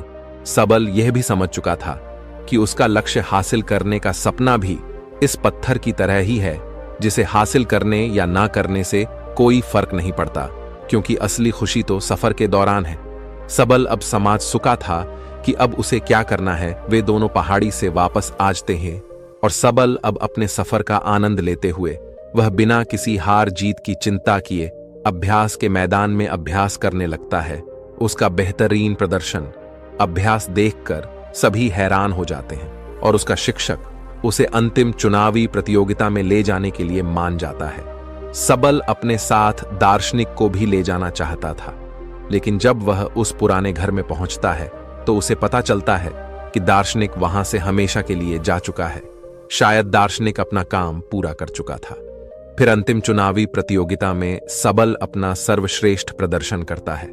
उसका अपने दिमाग पर पूरा नियंत्रण था। उसे प्रतियोगिता जीतने का लालच या डर नहीं था। वह तो बस इस पल का आनंद ले रहा था। इतनी भयंकर दुर्घटना के बाद भी उसका ऐसा श्रेष्ठ प्रदर्शन देखकर सभी लोग बहुत ज्यादा हैरान थे। इसके बाद सबल ने अंतिम प्रतियोगिता में देश के सबसे बड़े योद्धा का खिताब जीता और उसके बाद उसने ज्योति के साथ शादी भी कर ली। बाद में सबल ने अपनी किताबों और बातों के माध्यम से दार्शनिक के विचारों को जन समूह तक पहुंचाने का प्रयास किया। दोस्तों, आपने आज के इस वीडियो से क्या सीखा वह मुझे आप कमेंट में बता सकते हैं। इसी के साथ में उम्मीद है कि आपको आज की वीडियो पसंद आई होगी, तो इस वीडियो को उस इंसान को शेयर करें जिससे यह कहानी सुनने की जरूरत है, और उसी के ठीक बाद चैनल को सब्सक्राइब करें। तो चलिए फिर मिलते हैं ऐसी एक और नई वीडियो में एक नए मैसेज के साथ। तब तक के लिए अपना ख्याल रखें। धन्यवाद। चुप रहना यानी मौन रहना। जो लोग ज्यादा चुप रहते हैं वह लोग अपने भीतर के असीम शक्तियों को समझ पाते हैं। गौतम बुद्ध के अनुसार मौन की शक्ति इतनी ज्यादा है कि वह हमारे अंदर के सारे तनाव, सारी की सारी चिंता और भय को खत्म कर देता है और लोगों के बीच हमें एक होशियार और आकर्षित मनुष्य बना देता है। एक बार गौतम बुद्ध अपने आश्रम में अपने सभी शिष्यों को शिक्षा दे रहे थे कि दुनिया की सबसे तेज झुर्री हमारी जबान है और दुनिया के सबसे खतरनाक हथियार हमारे शब्द है, जो बिना किसी का खून बहाए लोगों को अंदर ही अंदर मार सकते हैं। हमारे शब्द हमारी ताकत हो सकते हैं उसी के साथ, लेकिन यह हमारी सबसे बड़ी कमजोरी भी हो सकते हैं अगर हमें नहीं पता कि कब, कहां और क्या और कितना बोलना है। यदि हम सही समय पर सही इरादे के साथ सही शब्दों का प्रयोग करते हैं तो यह हमें एक सफल व्यक्ति बनाता है, लेकिन अगर हम सही समय पर सही इरादे से सही शब्दों का इस्तेमाल नहीं करते तो यह हमारे जीवन को नर्क से बदतर बना सकता है। तो दोस्तों, आज की स्टोरी के माध्यम से मैं आपको बताने वाला हूं कि चुप रहकर कैसे हम अपने जीवन को बदल सकते हैं। आपको चुप रहने की शक्ति का एहसास इस वीडियो में होने वाला है। तो चलिए ये कहानी शुरू करते हैं। प्राचीन समय की बात है, जापान में एक बहुत ही प्रसिद्ध बौद्ध भिक्षु रहा करते थे। उनका नाम रिसाई था। रिसाई अकेले रहते थे, दुनिया के शोर शराबा से दूर जंगल में वो रहते थे और वह बड़े ही ध्यानी और प्रभु भक्ति व्यक्ति थे। इसीलिए वह पूरे जापान में बहुत अधिक प्रसिद्ध थे। एक दिन एक राजकुमार रिसाई के पास आया और बोला, हे प्रिय भिक्षु, मैं हमेशा थका हुआ और निराशा और परेशान महसूस करता हूं। मेरा मन बहुत परेशान रहता है। हालांकि मेरे पास सब कुछ है, दौलत, शोहरत, सुख, सुविधा जो हर व्यक्ति चाहता है या पाने की इच्छा करता है, लेकिन फिर भी मेरे अंदर इतनी अशांति और चिंता क्यों है? रिसाई ने उसकी बात बहुत ही ध्यानपूर्वक सुनी और कुछ सोचने के बाद कहा, तुम इस प्रश्न का उत्तर जानते हो? तुमने कभी इस प्रश्न को हल करने की कोशिश नहीं की है? रिसाई ने आगे कहा, मैं एक रिसर्च करना चाहता हूं, क्या तुम मेरा साथ उसमें दोगे? इस रिसर्च के बाद तुम्हारे जीवन में किसी भी तरह की अशांति और चिंता नहीं रहेगी। ये बातें सुनकर राजकुमार बहुत हैरान था। उसने रिसाई से कहा, बताइए मुझे क्या करना होगा? अपने मन की शांति के लिए मैं कुछ भी करने को तैयार हूं। राजकुमार की इन्हीं बातों को सुनकर भिक्षु ने कहा, तो फिर आप अगले 15 दिनों के लिए मेरे आश्रम में रहोगे और एक सामान्य व्यक्ति की तरह अपना जीवन व्यक्तित्व करोगे और इन 15 दिनों में तुम अकेले और चुपचाप रहोगे, जितना हो सके कम बोलोगे। राजकुमार उस भिक्षु की बातें सुनकर सहमत हो गया। पहले दिन राजकुमार को लगा कि उसका मन सामान्य से अधिक परेशान और विचलित है। उसके मन में तरह तरह के विचार आ रहे थे और वह आम लोगों की तरह जीवन जीने में असहज महसूस कर रहा था। उसे अंदर से बोलने की इच्छा हो रही थी, लेकिन वह चुपचाप रहा। उसके मुंह से एक भी शब्द नहीं निकला, बस मन मारकर चुपचाप बैठा रहता। लेकिन रात होते होते उसके अंदर ही अंदर शांति का अनुभव होने लगा। उसके लिए यह अनुभव अजीब था। वह खुद से पूछ रहा था कि वह अंदर ही अंदर इतना खुश क्यों है और उसकी आंतरिक बेचैनी और उसकी चिंता कम क्यों होने लगी है। अगले दिन राजकुमार अकेला चुपचाप बैठा रहा और वह प्रकृति को निहार रहा था। वह पौधों को, फूलों को, आकाश में उड़ रहे पक्षियों को। वह अपने जीवन में पहली बार यह अद्भुत दृश्य महसूस कर रहा था कि उसके पास कितनी सुंदरता है। वह दिन भर प्रकृति की सुंदरता को निहारता रहता और उसकी ताजगी को महसूस करता रहता। इसी तरह से 10 दिन हुए और उसके मन की सारी बेचैनी, सारी हलचल, सारी उथल पुथल और सारा तनाव गायब हो गया। 11वें दिन की सुबह राजकुमार फिर एकांत में बैठ गया और कुछ मिनट में उसकी आंखें अपने आप बंद हो गईं और वह गहरे ध्यान में चला गया। वह पूरे दिन वहीं पर आंखें बंद करके बैठा रहा और गहरे ध्यान में डूबा रहा। न कोई शब्द, न कोई चिंता। राजकुमार भीतर से असीम शांति और आनंद से भर गया। राजकुमार अपने बाकी के 4 दिन इसी तरह से ध्यान में बिताने के 15 दिन बाद रिसाई के सामने प्रस्तुत हुआ और उनको प्रणाम करके बोला, प्रिय भिक्षु, मुझे उत्तर मिल गया कि मेरे मन में इतनी उथल पुथल और चिंता क्यों थी। मैं जान गया कि मेरा मन इतना अशांत और विचलित क्यों था। रिसाई मुस्कुराते हुए पूछे, बताओ क्या उत्तर मिला तुम्हें? राजकुमार ने कहा, मैं आवश्यकता से अधिक बातें करता था। मैं किसी पर भी अपने शब्द और ऊर्जा व्यर्थ करता था। मैं दिन भर अपने लोगों से फालतू की बातें करता रहता और फिर उन्हीं के बारे में अकेला सोचता रहता और ज्यादा समय नकारात्मक ही सोचता रहता। इस तरह मैं बस अपना समय बर्बाद कर रहा था। ज्यादा बोलने और नकारात्मक सोचने की वजह से मेरा मन अशांत और बेचैन हो रहा था और इसी वजह से मैं किसी भी काम को ठीक से नहीं कर पा रहा था, जिसकी वजह से मैं हर काम में असफल होने लगा और फिर इन्हीं लगातार मिलने वाली असफलताओं की वजह से ही मैं और भी उदास और चिड़चिड़ा हो गया था। इन्हीं सभी चीजों की वजह से मेरा जीवन नष्ट हो रहा था। लेकिन यहां पर बीते हुए 15 दिन मेरे लिए पूरी तरह से अलग थे। मुझे कुछ अलग ही एहसास यहां पर हो रहा था। मुझे ऐसा लग रहा था कि मैं अपना पूरी तरह से जिंदगी जी रहा हूं, लेकिन इससे पहले मैं अपना जीवन गलत तरीके से जी रहा था। और मैंने यह भी सीखा कि हमें सिर्फ ध्यान करने की जरूरत नहीं है। ध्यान अपने आप होता है जब हम शांत और मौन होते हैं। ध्यान के पिछले कुछ दिनों के दौरान मैंने जो पहली चीज सीखी वह यह है कि मनुष्य के जीवन की सबसे महत्वपूर्ण चीज स्वयं को जानना ही है। यह सुनकर रिसाई ने कहा, सिर्फ तुम ही नहीं, दुनिया में ज्यादातर लोग जरूरत से ज्यादा बोलते हैं। आज भी लोग ज्यादातर समय केवल एक दूसरे को नीचा दिखाने के लिए ही बोलते हैं। कुछ लोग ना चाहते हुए भी बातें करते हैं और अपना जीवन बर्बाद कर लेते हैं। रिसाई ने राजकुमार को चुप रहने का महत्व समझाते हुए कहा। एक बार गौतम बुद्ध से उनके शिष्यों ने पूछा, प्रिय बुद्ध, आप ज्यादा समय चुप क्यों रहते हैं? बुद्ध ने कहा, क्योंकि चुप रहने से व्यक्ति अंदर से आनंद शांति की गहराइयों में होता है। मौन अपने भीतर की ओर उतरने की पहली सीढ़ी है। मौन के बिना स्वयं को जानना असंभव है। स्वयं को जानने और समझने का पहला नियम है कि मौन हो जाओ, उतना ही बोलो जितना अत्यंत आवश्यक हो। बेफिजूल की बातें करना छोड़ दो।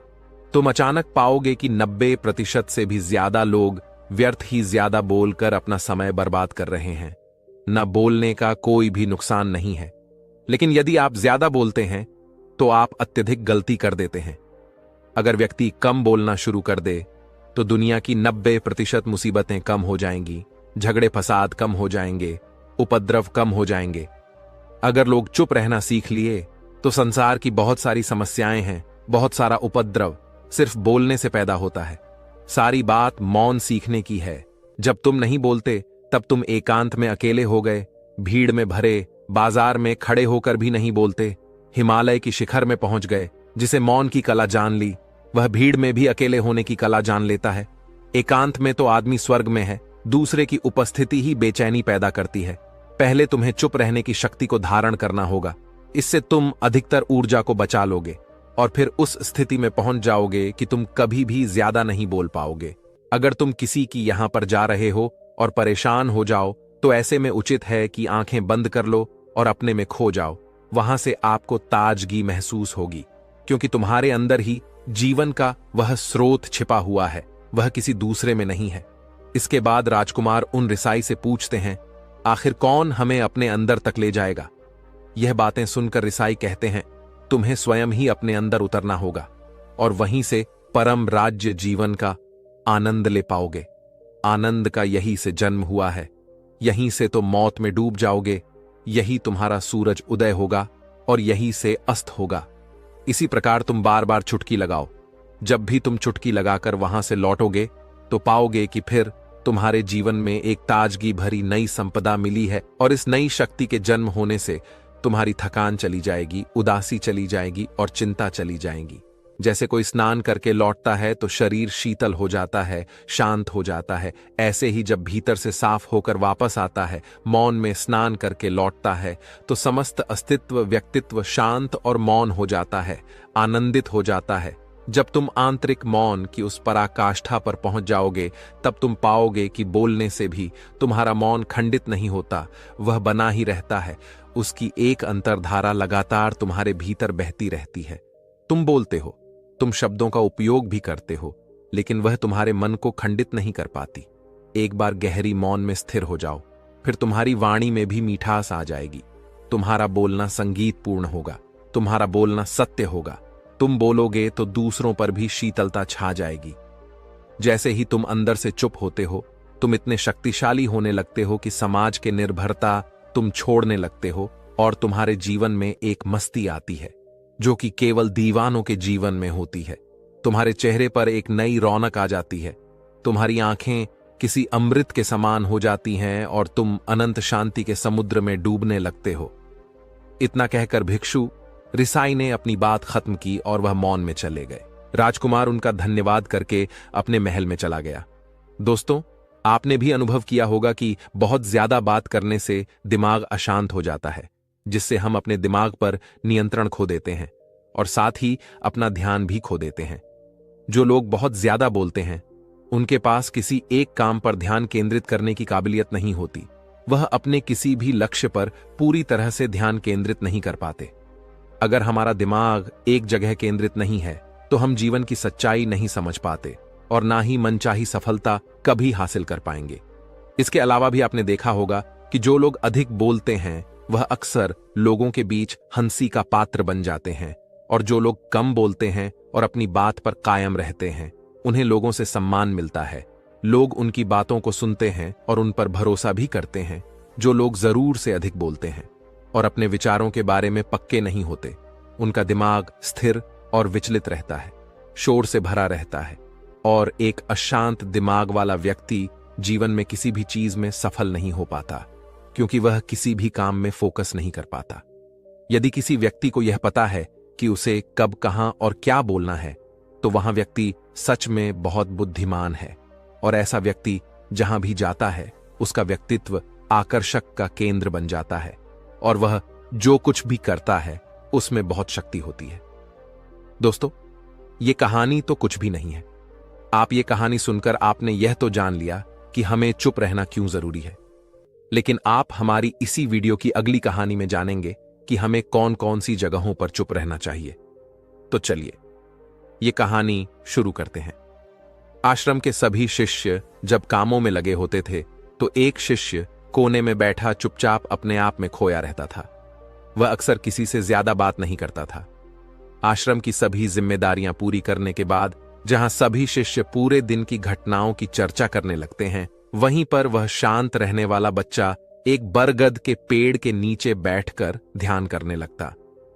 सभी बच्चों को आश्चर्य होता था क्योंकि उसका कोई दोस्त नहीं था।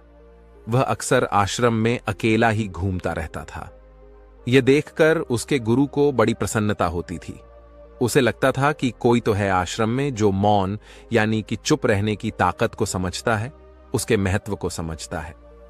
आश्रम के बारे में जब भी कोई जरूरी निर्णय लेना होता, उसकी राय जरूर लिया करते थे। लेकिन यही बात गुरुजी के एक दूसरे शिष्य को बड़ी खटकती थी, क्योंकि वह गुरुजी का प्रिय शिष्य बनना चाहता था। इसीलिए वह गुरुजी के सामने दूसरे बच्चों के कामों में कुछ ना कुछ कमियां निकालता रहता था, जिससे गुरुजी उसे महान समझने लग जाए। अक्सर वह अपनी जिम्मेदारियां पूरी तरह से निभाने का दिखावा भी करता, चाहे उससे कोई सलाह ना भी मांगे, लेकिन फिर भी वह उन्हें अपनी सलाह देता रहता था। वह बहुत ही बातूनी शिष्य था और आश्रम के दूसरे सभी शिष्यों में बहुत प्रसिद्ध भी था, क्योंकि वह सबसे हंसी मजाक करता रहता था, उनसे दिन भर बातें करता रहता था। इसीलिए उसकी सबसे दोस्ती हो गई थी। लेकिन जब आश्रम के गुरु उसकी राय ना लेकर दूसरे शिष्यों की राय लेते थे, तो यह बात उसे बड़ी खटकती थी। उसे यह लगता था कि वह उस दूसरे शिष्यों से ज्यादा बुद्धिमान है, लेकिन गुरुजी फिर भी उसकी तरफदारी करते हैं। ऐसा नहीं था कि गुरुजी को बातूनी शिष्य के स्वभाव के बारे में पता नहीं था, लेकिन गुरुजी उसे अपने तरीके से सीख देना चाहते थे, ताकि कि ज्यादा बोलने की आदत, दिखावा करने की आदत, दूसरों में कमियां निकालने की आदत हमेशा हमेशा के लिए खत्म हो जाए और वह मौन रहकर ध्यान की गहराइयों को छुपाए। असल में हर सच्चे गुरु की यही इच्छा होती है। वह किसी तरीके से उस बातूनी शिष्य को एहसास कराना चाहते थे कि चुप रहने से ही उसे असीम सत्य को जाना जा सकता है। उस विराट का एहसास चुप होकर ही किया जा सकता है। एक दिन गुरुजी को एक तरीका सूझा। उन्होंने आश्रम के सभी बच्चों को अपने पास बुलाया और कहा कि मैं तुम सभी को दो दो हिस्सों में बांटकर अलग अलग गांवों में भिक्षा मांगने के लिए भेज रहा हूं, और जो भी दो बच्चे सबसे ज्यादा भिक्षा मांग कर लाएंगे, उन दोनों को आश्रम की सभी जिम्मेदारियां निभाने का मौका दिया जाएगा। अपनी बात जारी रखते हुए गुरुजी ने बताया कि भिक्षा मांगने से हमारा अहंकार खत्म होता है, इसीलिए हर शिष्य पूरे मन से भिक्षा मांगे। कोई भी इस काम को औपचारिकता में ना ले, वरना तो वह अपने जीवन का बहुत बड़ा ज्ञान खो देंगे। आश्रम के गुरुजी ने जानबूझकर बातूनी शिष्य और चुप रहने वाले शिष्य की जोड़ी बना दी। बातूनी शिष्य के मन में सिर्फ एक ही बात चल रही थी कि इस बार उसे मौका मिला है और इस बार वह गुरुजी को दिखा देगा कि वह चुप रहने वाले शिष्य से कितना ज्यादा प्रतिभावान है। दोनों शिष्यों ने आपस में अपनी सहमति से निर्णय लिया कि दोनों गांव के अलग अलग जगह से भिक्षा मांगना शुरू करेंगे, ताकि भिक्षा मांगने का काम जल्दी खत्म किया जा सके। चुप रहने वाला शिष्य हर द्वार पर जाकर अपने हाथ जोड़कर अपना भिक्षा का पात्र उनके सामने कर देता। उसके चेहरे पर एक सादगी और उसकी आंखों में एक एकांत होता था, जिससे भिक्षा देने वाले उसे भिक्षा देकर अपने आप को अनुग्रहित समझते थे। वहीं पर दूसरा बातूनी शिष्य हर द्वार पर जाकर उनको कुछ ना कुछ ज्ञान देने लगता था, जिससे ज्यादातर लोग उसे बिना भिक्षा दिए ही लौटा देते थे। पूरे गांव में भिक्षा मांगकर जब दोनों गांव के बीच में मिले, तो बातूनी शिष्य ने देखा कि चुप रहने वाले शिष्य के पास उससे दुगुनी भिक्षा थी। यह देखकर उसे मन ही मन बहुत ठेस पहुंचा। लेकिन जब वह दोनों भिक्षा का सामान लेकर आश्रम की तरफ जा रहे थे, तब बातूनी शिष्य को एक चालाकी सूझी। उसने चुप रहने वाले शिष्य से कहा कि हमें अपनी भिक्षा एक ही थैले में डाल लेने चाहिए। गुरुजी ने हम दोनों को एक साथ भिक्षा लाने के लिए कहा था। चुप रहने वाले शिष्य ने बिना कुछ बोले अपनी सारी भिक्षा उसके थैले में डाल दी। बातूनी शिष्य मन ही मन बहुत खुश हो रहा था कि अब गुरुजी को यह पता नहीं चलेगा कि ज्यादा भिक्षा हम में से किसने मांगी। उसे लग रहा था कि गुरुजी मुझे इससे कम प्रतिभावान समझेंगे, इसीलिए उसने यह तरकीब लगाई। सभी शिष्यों के आने के बाद संध्या के समय जब सभी की भिक्षा तो ली गई, तो इन दोनों शिष्यों की भिक्षा सबसे ज्यादा निकली।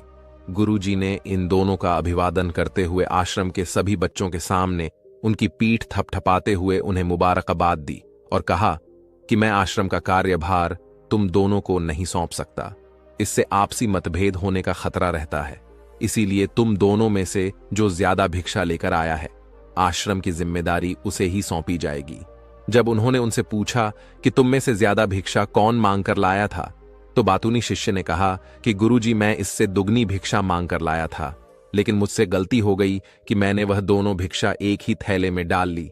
मुझे नहीं पता था कि आप ऐसा निर्णय लेने वाले हैं, वरना तो मैं अपनी शिक्षा का थैला अलग ही रखता। इस पर गुरुजी ने चुप रहने वाली शिष्य से पूछा कि क्या तुम इसके बाद से सहमत हो? क्या तुम इससे कम भिक्षा लेकर आए थे? यह सुनकर चुप रहने वाले शिष्य ने कहा कि गुरुजी मेरे पास ऐसा कोई साधन नहीं है जिससे मैं यह साबित कर पाऊं कि मैं इससे ज्यादा भिक्षा लेकर आया था। असल में यह उल्टा बोल रहा है। दुगनी भिक्षा में लेकर आया था, यह मुझसे आधी भिक्षा लेकर आया था और इसी ने ही मुझसे भिक्षा एक थैले में डालने की बात कही थी। आश्रम से कुछ दूरी पर एक पहाड़ी थी जिसके पीछे सूरज अभी अभी संध्या के समय ढल रहा था। गुरुजी को तो पता था कि सच कौन बोल रहा है, लेकिन बाकी बच्चों के सामने सच साबित करने के लिए उन्होंने उन दोनों से एक सवाल पूछा कि पीछे पहाड़ी पर तुम्हें क्या दिखाई दे रहा है? यह सुनकर वाचाल शिष्य झट से बोल पड़ा कि गुरुजी, पहाड़ी के पीछे सूरज अपना रंग बिखेर रहा है, आसमान में लालिमा छाई हुई है, यह बहुत ही सुंदर दृश्य है। वह तो और भी बहुत कुछ कहना चाहता था, लेकिन गुरुजी ने उसे चुप करते हुए दूसरे शिष्य से जवाब जानने के लिए जब उसकी तरफ देखा तो उसकी आंखों में आंसू भरे हुए थे। श्रद्धा, भक्ति और प्रेम से उसकी आंखें भर आई थीं। गुरुजी ने सभी बच्चों को संबोधित करते हुए कहा कि मैंने सवाल किया था कि पहाड़ी के पीछे तुम्हें क्या दिखाई दे रहा है? ज्यादातर लोगों को यही दिखाई देगा कि एक बहुत सुंदर दृश्य है, लेकिन मजे की बात यह है कि सुंदरता बोलकर नहीं बताई जा सकती, उसे महसूस किया जा सकता है और सामने वाला उस सुंदरता को आपकी आंखों में देख पाता है।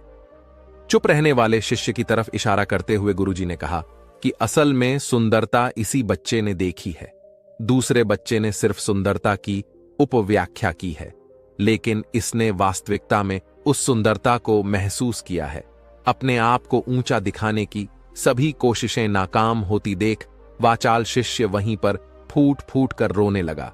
उसको चुप कराते हुए गुरुजी ने कहा कि बेटा, मुझे पहले से पता था कि तुम झूठ बोल रहे हो, लेकिन मैं तुम्हें उस झूठ का एहसास कराना चाहता था।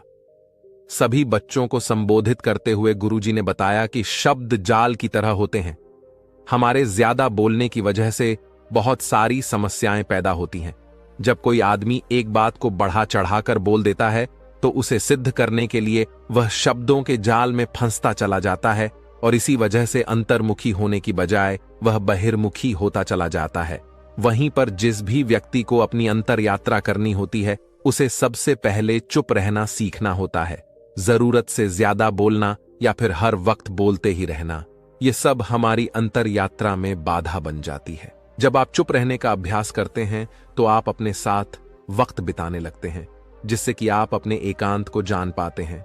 और एक बार अगर मन में एकांत स्थापित हो जाए तो आपकी आंखों में, आपके चेहरे पर वह सादगी, वो एकांत, वो स्पष्टता की झलक, सब कुछ सामने नजर आने लगता है।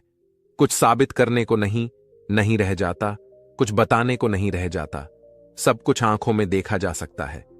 चुप रहने वाले शिष्य की तरफ इशारा करते हुए गुरुजी ने कहा कि अभी जो दृश्य है इस बच्चे ने देखा, वह ज्यादा बोलने वाला आदमी कभी नहीं देख पाएगा। वह अपनी बुद्धि से तर्क वितर्क करता रहेगा कि उसे क्या क्या दिखाई दे रहा है, लेकिन उसमें से वह महसूस कुछ भी नहीं कर पाएगा। उसे दिखाई दे जाएंगे, पहाड़, सूरज या फिर उसकी लालिमा, लेकिन उस सुंदरता को, उस रात को, उस अद्वैत को वह कभी नहीं देख पाएगा। अगर चुप रहने की कला सीखनी है तो तुम्हें सबसे पहले एक बात ध्यान रखनी होगी कि तुम्हें किसी को भी प्रभावित करने की कोशिश नहीं करनी है। ज्यादातर लोग इसी वजह से ज्यादा बोलते हैं, क्योंकि वह दूसरों को प्रभावित करना चाहते हैं, अपने आप को साबित करना चाहते हैं, और उस साबित करने के चक्कर में अब शब्दों के जाल में फंसते चले जाते हैं और धीरे धीरे वही उनकी आदत बन जाती है। अगर कोई व्यक्ति दूसरों को प्रभावित करना चाहता है तो वह कितने लोगों को प्रभावित कर पाएगा। उसकी यह भूख बढ़ती जाएगी और वहीं संसार में सभी को कभी भी प्रभावित नहीं कर पाएगा। इसलिए यह समझने की बात होती है कि बहिर्मुखी होने की बजाय हम अंतर्मुखी होकर अपने आप को समझ सकते हैं। अपनी बातों को खत्म करते हुए गुरुजी ने अपना आखिरी संदेश दिया। उन्होंने बताया कि अगर कोई व्यक्ति ज्यादा समय तक चुप नहीं रह सकता तो उसे थोड़े समय से अभ्यास करना चाहिए। निश्चित संकल्प लेकर किसी व्रत की भांति दिन में कुछ समय या फिर हफ्ते में कुछ समय या फिर एक दिन चुप रहने का अभ्यास जरूर किया जाना चाहिए। इससे हमारी चुप रहने की आदत धीरे धीरे खुद ब खुद है। चुप रहने की कला सीखने के बाद आपकी बुद्धिमानी और आपकी स्पष्टता दोनों में बहुत ज्यादा फायदा होगा। वास्तविकता में जिसे दर्शन कहते हैं वह मौन रहकर ही किया जा सकता है। इसके बाद सभी बच्चों से कुछ समय चुप रहने का संकल्प लेकर गुरुजी ने अपनी बात खत्म कर दी और सभी बच्चे रात्रि का भोजन करने के लिए एक साथ भोजन कक्ष में पहुंच गए। एक बार किसी राज्य का राजकुमार महात्मा बुद्ध के पास आता है और वह महात्मा बुद्ध से कहता है, आप हमेशा कहते रहते हैं कि ध्यान करो, लेकिन मेरे लिए ध्यान करना तो दूर की बात है। मैं कुछ समय के लिए अपनी आंखें बंद करके शांति से भी नहीं बैठ पाता हूं। मेरा मन इतना बेचैन है कि यह हर समय कुछ ना कुछ सोचता रहता है। मैं जब भी ध्यान करने बैठता हूं तो मेरे अंदर विचारों का तूफान आने लगता है, लोगों के बारे में सोचकर, अपने जीवन की बीती घटनाओं के बारे में और अपने भविष्य के बारे में, और ऐसी ही ना जाने कितने सारे अजीबोगरीब विचार लगातार मेरे मन में आते रहते हैं। मैं इन्हें रोकने की बहुत कोशिश करता हूं, लेकिन जब मैं इन्हें रोकने में असफल हो जाता हूं तो मैं ध्यान को तोड़कर बैठ जाता हूं।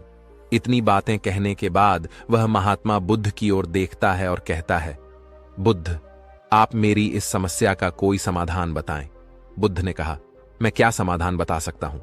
सोचो, तुम्हारा ही मन है, लेकिन यह तुम्हें कुछ देर तक आंख बंद करके बैठने भी नहीं देता है। कितना आजाद कर रखा है तुमने इसे। राजकुमार ने कहा, बुद्ध, मैंने बहुत सोचा, लेकिन मुझे अपनी इस समस्या का कोई समाधान समझ नहीं मिला, इसलिए मैं आपकी शरण में आया हूं।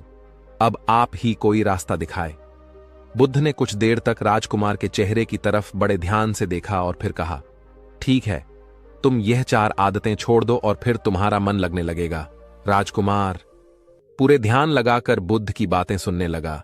बुद्ध ने कहा, तुम और तुम्हारे जैसे ज्यादातर लोग यही गलती कर रहे हैं कि वह दूसरों की मन की बातों को पढ़ने का प्रयास कर रहे हैं कि अच्छा, सामने वाला मेरे बारे में ऐसा सोच रहा है, और यही एक आदत तुम्हें सबसे ज्यादा बेचैन और परेशान कर रही है।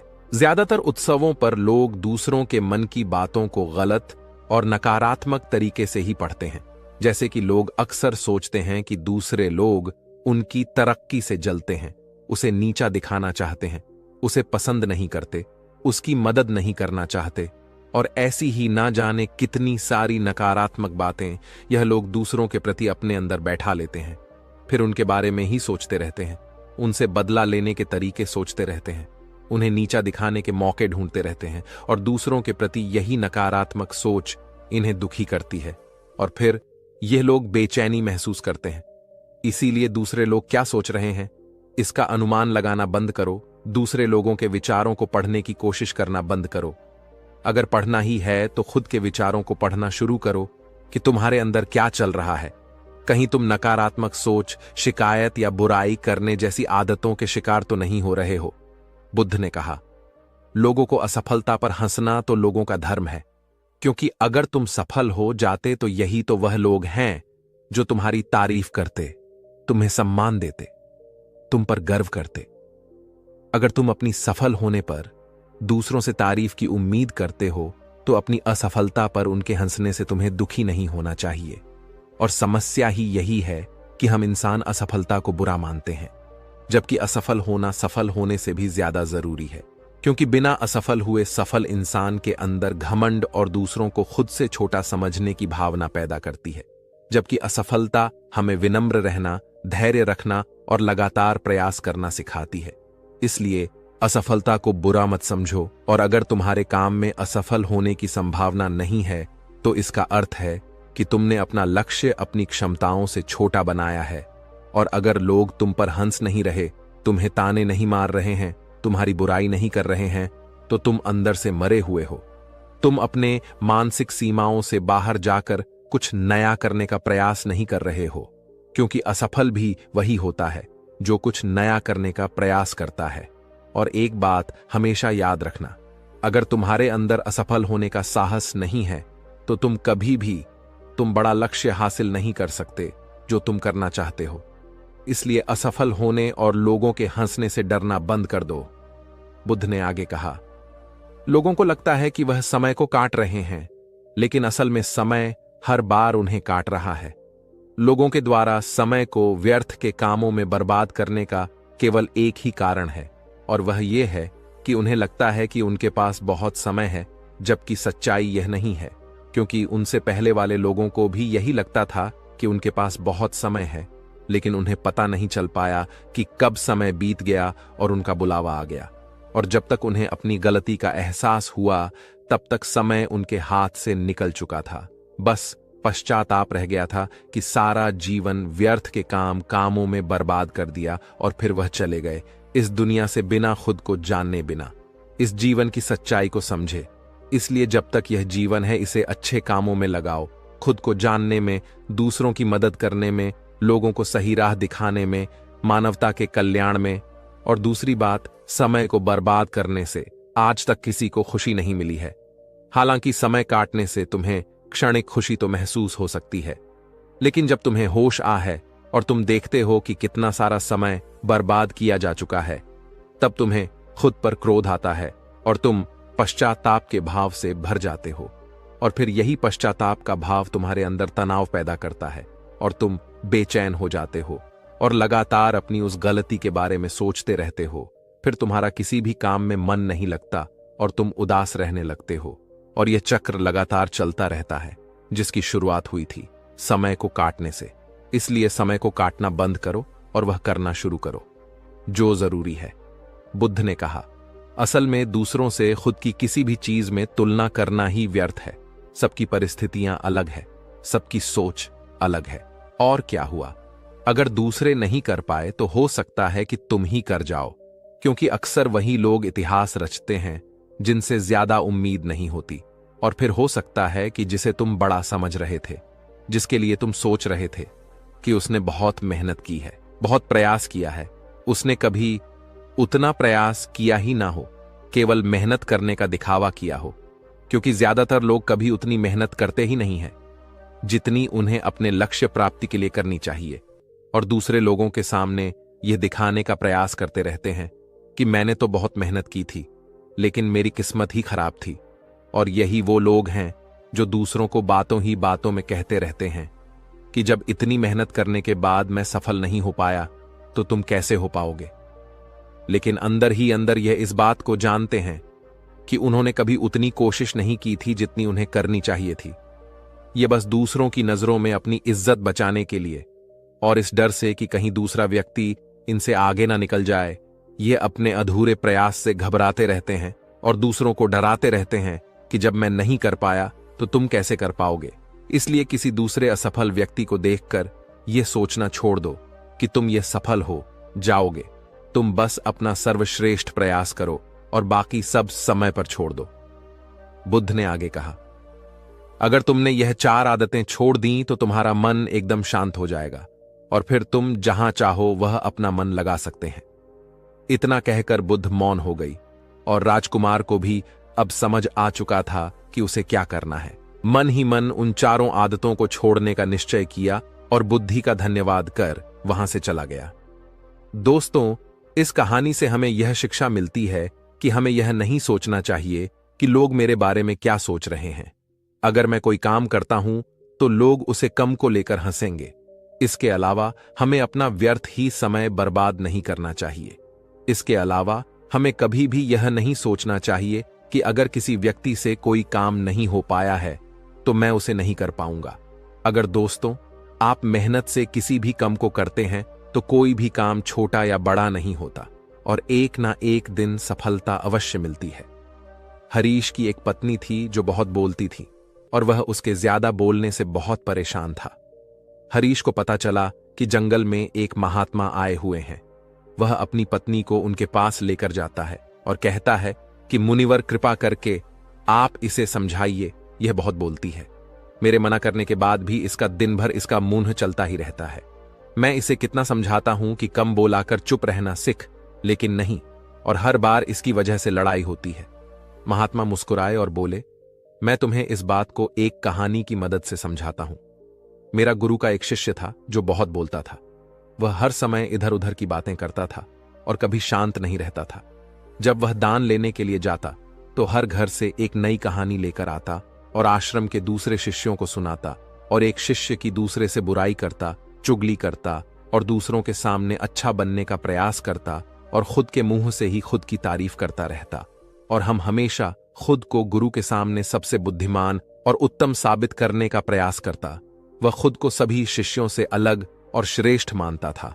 उसका कहना था कि मैं एक अमीर घर का बालक, अगर मैं चाहता तो एक आरामदायक और सुविधाओं से भरा जीवन जी सकता, लेकिन मैं वह सब छोड़ डकर यहां आ गया क्योंकि मुझे खोज करना, खुद को जानना है, जीवन को जानना है।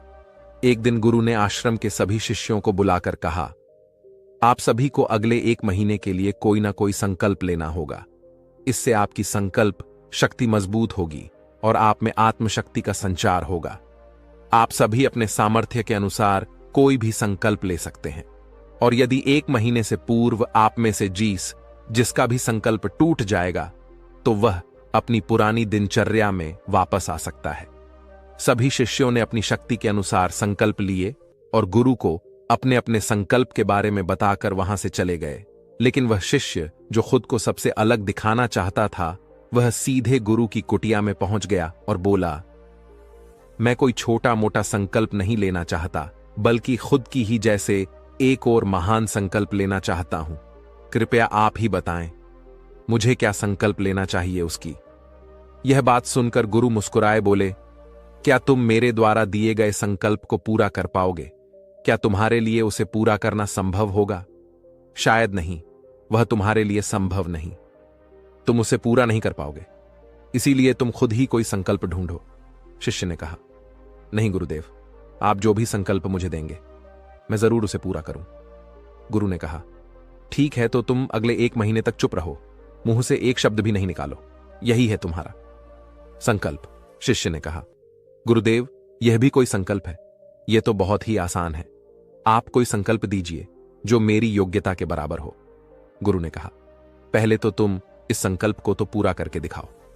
शिष्य ने गुरु की बात मान ली और वह उसी समय चुप हो गया और पलटकर कुटिया से बाहर चला गया। उसे चुप रहना बहुत आसान लग रहा था। उसने एक दिन तो जैसे तैसे चुप रहकर काट लिया, लेकिन दूसरे दिन से उसके मन में ना बोलने का बोझ बढ़ने लगा, और तीसरे दिन उसे भारीपन महसूस होने लगा, और चौथे दिन उसके अंदर एक अजीब सी बेचैनी होने लगी, क्योंकि आसपास आश्रम के सभी शिष्य एक दूसरे से बातें कर रहे थे। वह भी अपना पक्ष उनके सामने रखना चाहता था, उनकी बोलती बंद कर देना चाहता था, लेकिन उसका संकल्प उसके आ रहा था, इसीलिए वह पूरे दिन सिर्फ और आंखें बनाता। इसी तरीके से कुछ दिन और बीते और वह शिष्य बीमार पड़ गया। उसका सिर फटा जा रहा, उसका खाने पीने तक का मन नहीं था, वह सिर्फ बोलना चाहता था। वह गुरु के पास गया और उनके सामने बैठकर लिखकर उन्हें बताया, गुरुदेव, मैं बोलना चाहता हूं, बिना बोले। मुझे सांस नहीं आ रही है, मेरा दम घुटता जा रहा है, मैं अंदर ही अंदर पागल हुआ जा रहा हूं। मैं क्या करूं? संकल्प तोड़ा दूं? क्या? यह पढ़कर गुरु मुस्कुराए और बोले, मैं संकल्प बने के लिए नहीं होते, लेकिन जो अपने संकल्प को पूरा कर लेता है वह अपनी आंतरिक शक्ति को बढ़ाता है, और जो अपनी आंतरिक शक्ति को बढ़ा लेता है वह समाज और जागृति की राह पर आगे बढ़ जाता है। संकल्प का लेना भी तुम्हारे हाथ में था और इसे तोड़ना भी तुम्हारे हाथ में है। तुम्हारे बहुत से भाई अपने संकल्प को डकर अपनी पुरानी दिनचर्या पर वापस आ चुके हैं। अगर तुमसे नहीं हो पा रहा तो तुम भी संकल्प तोड़कर अपनी पुरानी दिनचर्या पर वापस जा सकते हो। लेकिन याद रहे, अगर आज तुम इस छोटे से संकल्प को नहीं संभाल पा रहे तो तुम अपनी बाकी की पूरी जिंदगी को कैसे संभाल सकोगे? बाकी फैसला पूरी तरह से तुम्हारे हाथों में है। गुरु की यह बात उस शिष्य के दिल में चोट कर गए। वह बिना कुछ बोले वहां से वापस चला गया और खुद को अपनी कुटिया में बंद कर वह केवल अपने जरूरी कामों के लिए ही कुटिया से बाहर निकलता। बाकी सारे समय कुटिया के अंदर ही बैठा रहा। 15 दिन बीत चुके थे और आश्रम के लगभग सभी शिष्यों का संकल्प अब तक टूट चुका था, लेकिन उसका संकल्प अभी भी जारी था। संकल्प लेने के बाद से अब तक उसने एक शब्द भी नहीं बोला। सारा आश्रम हैरान था कि इतना बोलने वाला इंसान चुप कैसे हो। 15 दिन बीतने के बाद वह दोबारा अपने गुरु के पास गया और लिखकर बताया है, गुरुदेव, मैं बाहर से तो चुप हूं, लेकिन मेरे भीतर बहुत बासी आवाजें हैं, बहुत सी चीख पुकार और शिकायतें हैं। मैं अंदर ही अंदर बात करता रहता हूं। मेरा मन तरह तरह के प्रश्न पूछता है। मैं बाहर से जितना मोर भीतर से उतने ही शोर शराबे से भरा। क्या इस तरह से मेरा संकल्प अभी भी है? गुरु ने कहा, हां, तुम्हारा संकल्प अभी भी जारी है, लेकिन जब तक लोगों की यह आवाजें तुम्हारे कानों में उतरी रहीं, तुम्हारा मन बोलता रहेगा, क्योंकि इसे तो आदत है। तुम भले ही बाहर से चुप रहो, लेकिन तुम अंदर ही अंदर बोलते रहोगे। तुम्हें इन बातों से, इन आवाजों से दूर जाना चाहिए। शिष्य गुरु को प्रणाम कर वहां से चला जाता है और सुबह होते ही अपनी कुटिया छो जंगल की तरफ चला जाता है। कई दिन बीत जाते, संकल्प का समय भी पूरा हो जाता है, लेकिन शिष्य लौटकर नहीं आया। आश्रम में सभी को डर था कि कहीं जंगली जानवर ने उसे खाना लिया हो। इस बीच उसे ढूंढने की बहुत कोशिश की गई, लेकिन वह कहीं नहीं मिला। गुरु भाइयों ने मान लिया था कि जंगली जानवरों ने उसे अपना शिकार बना लिया है, लेकिन गुरु को ऐसा नहीं लगता। एक दिन आश्रम का एक अन्य शिष्य गुरु के पास आया और बोला, गुरुदेव, हमारे उस अधिक बोलने वाले भाई के साथ क्या हुआ होगा? क्या जानवर ने उसे मार दिया होगा? गुरु ने कहा, हो सकता है कि जानवरों ने उसे अपना शिकार बना लिया हो, लेकिन उसके ना लौटने की एक दूसरी वजह भी हो सकती है। शायद उसे वह मिल गया है जिसके लिए वह गया था। फिर शिष्य ने पूछा, गुरुदेव, क्या ज्यादा बोलना इतना हानिकारक होता है? गुरु ने बोला, कहां। इंसान के जीवन के बहुत सारे दुखों में से एक दुख यह भी है कि वह कभी चुप नहीं रह सकता। हमेशा कुछ ना कुछ बोलता ही रहता है। सिर्फ हमारे बोलने के कारण हमारे आधे से ज्यादा दुख पैदा होते हैं। हम में से कोई भी चुप नहीं रहना चाहता। हम बस सामने वाले को सुना देना चाहते हैं। जो भी हमारे मन में है सब निकाल कर उसके मन में बैठा देना चाहते हैं। उसे समझा देना चाहते हैं कि देख, तू गलत है और मैं सही। इस तरीके से सुनने और सुनाने का यह काम जिंदगी भर चलता रहता है। लेकिन इस नासमझी में हम अपना समय, अपना जीवन, अपनी समझ और सबसे महत्वपूर्ण अवकीमती पल जो जिए जा सकते हैं, जिनको अनुभव किया जा सकता है, जिनमें आनंद को प्राप्त किया जा सकता है, यह सब खो देते हैं। लेकिन इसके बदले हमें मिलता क्या है? कुछ नहीं, सब व्यर्थ और बर्बाद हो जाता है। शिष्य ने पूछा, तो फिर इसका समाधान क्या है? गुरु ने कहा, पूरी जागरूकता के साथ अपने विचारों को देखना, यही एकमात्र तरीका है। सारी मानसिक समस्याओं का वर्तमान में रहकर चिंतन करना, पूरी जागरूकता के साथ अपना काम करना जिंदगी में चमत्कारिक बदलाव ला देता है। उसके बाद वह शिष्य गुरु से अपने प्रश्नों का उत्तर पाकर उनको प्रणाम करके वहां से चला गया। उस शिष्य को आश्रम छोड़ ढक गए। न महीने का समय बीत चुका था, लेकिन उसकी कोई खबर नहीं। अब तक तो सभी गुरु भाइयों ने भी उसके वापस लौटने की उम्मीद छोड़ी, लेकिन एक दिन वह आश्रम लौट आता है। लेकिन अब वह नहीं था जो यहां से गया था, वह कुछ और ही बनकर वापस आया था। उसके अंदर एक गजब का बदलाव महसूस किया जा सकता था। उसके चेहरे पर एक गजब का ठहराव और आंखों में बनी शांति थी। आश्रम में आते ही सभी गुरु भाइयों ने उसे चारों तरफ से घेर लिया और बातें करने लग गए। वह भी अपने गुरु भाइयों से बातें करने लगा। उससे बात करने वाले सभी ने यह अनुभव किया कि अब वह पहले जैसा उतावला और बातूनी नहीं रह गया था। उसके मुंह से एक एक शब्द बहुत ही सुलझे हुए और मधुरता के साथ निकल रहे थे। थोड़ी देर तक गुरु भाइयों से बात करने के बाद वह सीधा गुरु की तरफ चला गया। उसने गुरु के चरण छुए और कहा, गुरुदेव, क्या मैं अब भी मौन हूं? क्या अब भी मेरा संकल्प जारी है? गुरु ने कुछ देर तक शिष्य की आंखों में बड़े ध्यान से देखा और कहा, हां, तुम अब भी मौन हो। तुम्हारे मुंह से एक भी शब्द निकल नहीं रहा और तुम्हारा संकल्प अभी भी जारी है। शिष्य ने कहा, गुरुदेव, जब मैं आश्रम से गया तो मैं मुंह से तो चुप था, लेकिन मेरे अंदर बहुत सी आवाजें थीं, मन में बहुत से प्रश्न थे और वह बंद नहीं हो रहे थे। तो मैं जंगल में चला गया, इस उम्मीद से कि वहां मुझे शांति मिलेगी और मेरे मन की बकबक कम हो जाएगी। लेकिन मैं जितना एकांत में जाता गया, मेरे अंदर की आवाज उतनी ही तेज होती गई। मेरे भीतर की पुरानी से पुरानी आवाज मुझे सुनाई देने लगी।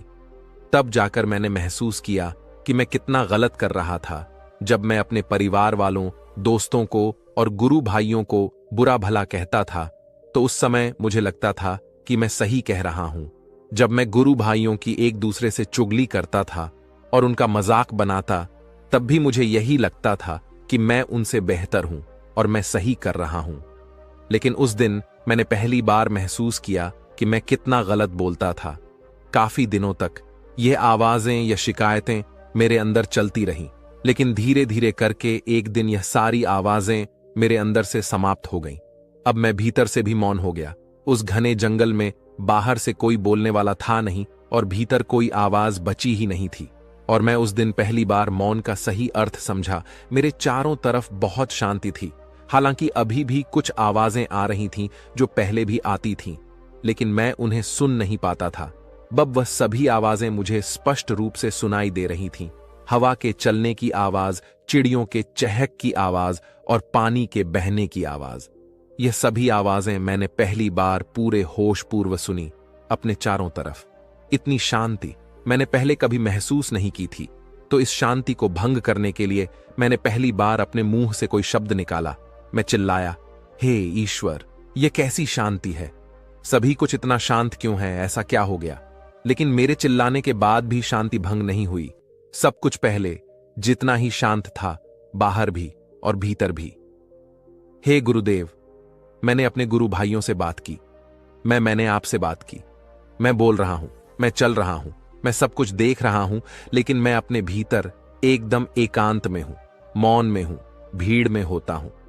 तब भी भीतर से अकेला एकांत में होता हूं। जब मैं खुद में भी शोर करना चाहता हूं, तब भी एकांत में ही होता हूं। अब सब दिखाई पड़ने लगा है, सब सुनाई पड़ने लगा है। गुरु ने कहा, जब तक हम बाहर की तरफ बोलते रहेंगे, भीतर अशांति ही रहेगी। लेकिन जिस दिन हम भीतर की तरफ मुड़ जाएंगे, तब हमारे मुंह से कुछ भी निकलेगा, हम शांत ही रहेंगे। दुनिया में जितनी भी बुराइयां हैं, ज्यादातर हमारे बोलने से ही उत्पन्न होती है, क्योंकि हम चुप रहना नहीं चाहते। हम जितनी जरूरत है उससे कहीं ज्यादा बोलते हैं। हम सामने वाले को सुनना नहीं चाहते, बल्कि उसकी बोलती बंद कर देना चाहते हैं। उसे समझा देना चाहते हैं कि मैं कौन हूं, मैं क्या कर सकता हूं। और यही हमारी जिंदगी का मकसद बनकर रह जाता है। हमारी सारी ऊर्जा व्यर्थ के बोलने में बर्बाद होती रहती है। ऐसे ही समाज में लोगों का जीवन दुखों से भर जाता है, जो हमेशा एक दूसरे को सुनाने में लगे रहते हैं। कभी एक दूसरे को सुनना नहीं चाहते, समझना नहीं चाहते, और चुप रहना तो उन्होंने कभी सीखा ही नहीं, क्योंकि चुप रहना उन्हें छोटा महसूस करवाता है। दुनिया की सभी लड़ाइयां का कारण हमारा बोलना ही है। इसलिए हमें सिर्फ उतना ही बोलना चाहिए जितना जरूरी हो, क्योंकि व्यर्थ का बोलना ऊर्जा को नष्ट करना है, और यह बोलना ही